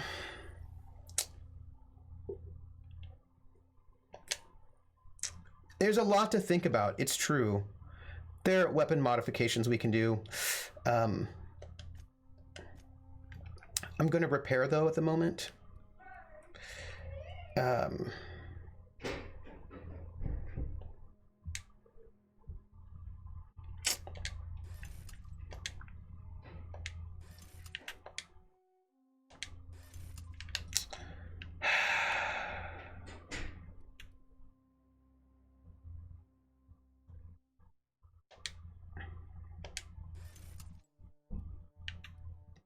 And I don't have a lot of parts, but maybe I can break down some things. Oh. So Atomica, everybody, I'm still thinking about this, and this is a thing that I'm, pondering greatly. And we're gonna break this down. Thanks. Well, I'm gonna go see Star Wars is what I'm gonna do. A little bit later after I eat some food. I'm gonna try to keep one of each so that I can give them to allies if they need them, because they might. So this is very, I don't know.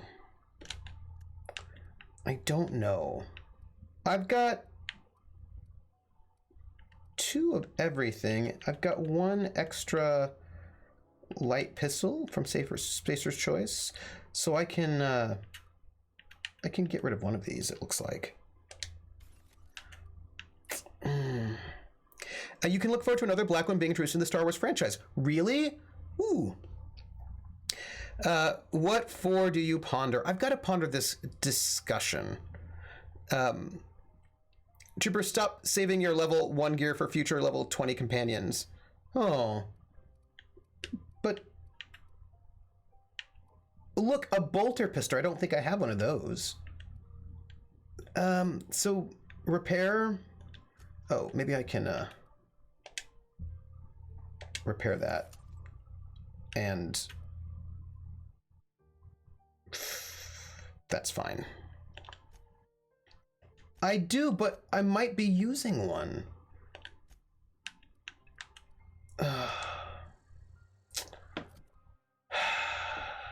Inventory.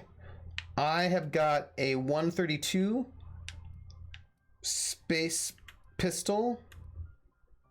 That's a 102, 110. What is this? 137? Oh, that's better. I'm gonna use, I upgraded that pistol, but I'll just take this one. Right? So now I've upgraded my pistols with something fancier. It's nice. It uses different ammo. Oh, so I'm gonna want to keep both for when I run out of ammo. Got it. I will keep both because I may need both, right? If it uses different ammo, then I might need both. Yeah, I don't know what I'm gonna do about this town, everybody. I don't know what I'm gonna do about this town. I promise you, no lie, no deception, that none of this gear you're agonizing over keeping is going to be useful to you if you are not immediately using it yourself right now. I equipped one that uses energy, one that uses light, one that uses heavy, and one that uses melee. Energy, light, heavy. Oh. And a melee weapon. Oh. Huh. One that uses energy, one that uses light, one that uses heavy. Huh. I see what you're saying. So, what you're saying is that I see what you're saying. Energy, light. This one uses heavy.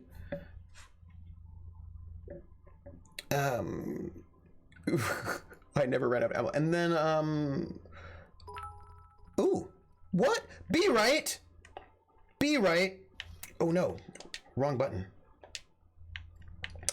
Be right. Thank you for those bits. Why can I not? Why can I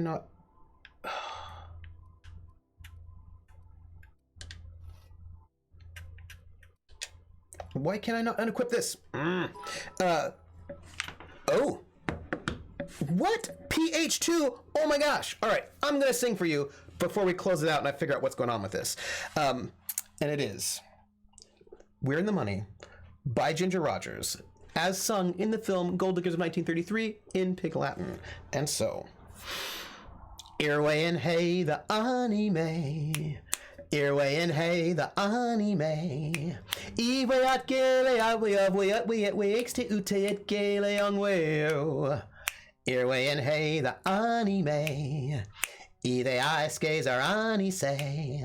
Oh, man, the ADS and pray, ooh, yare, ooh, threv you stay unway on ray, oh. Ewe ever eat ray ed leons lay, of way ed brayons lay, ute day. And when we see the end, Lord, will uklat the eye gay, I in the eye, we're in the money, we're in the money.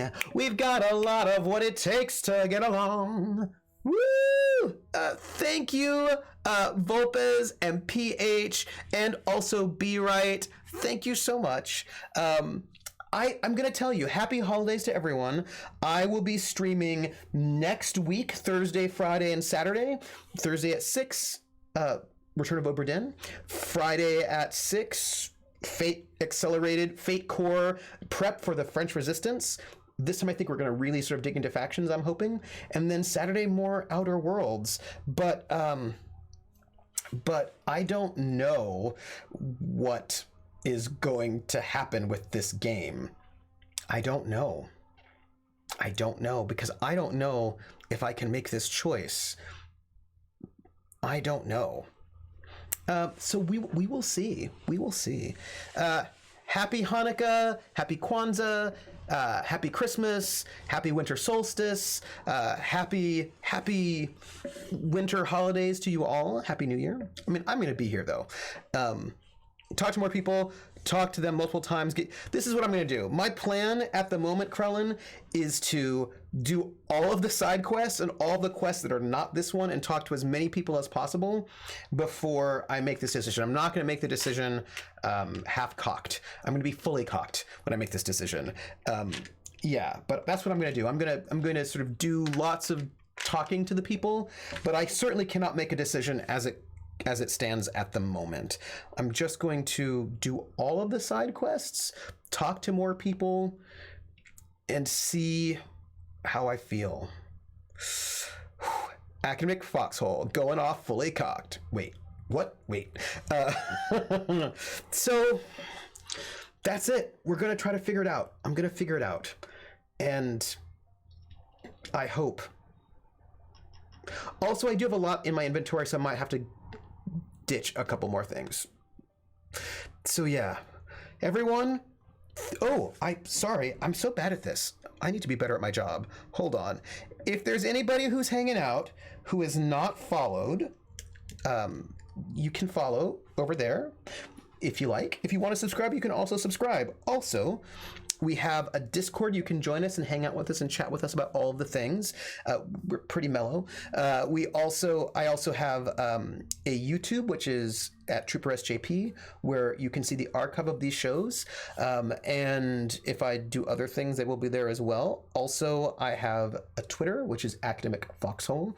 Also, a Patreon at Academic Foxhole, and I'm using those funds to pay for overlays and music for the upcoming show that I'm going to be running, and also to pay for my cast for RPGs on my channel. And, you know, props and all that goodness. So if you want to, you know, you really can ditch a lot. When you get a companion, they already have a weapon, at least chest armor. All right. I'm going to try to put the best weapons on myself, maybe keep a reserve, and then go. That's, I think, that'll clear out some stuff. I'm going to do that. Oh, less hoarding. More moving. Have a good next week, Ice Bunny.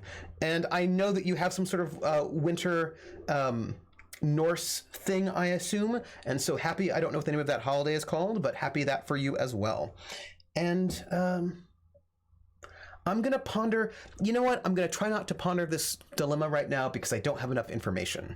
So I'm going to try to get more information, and we will see each other next week. And I will catch you all on the flip side. Bye, everybody. Take care.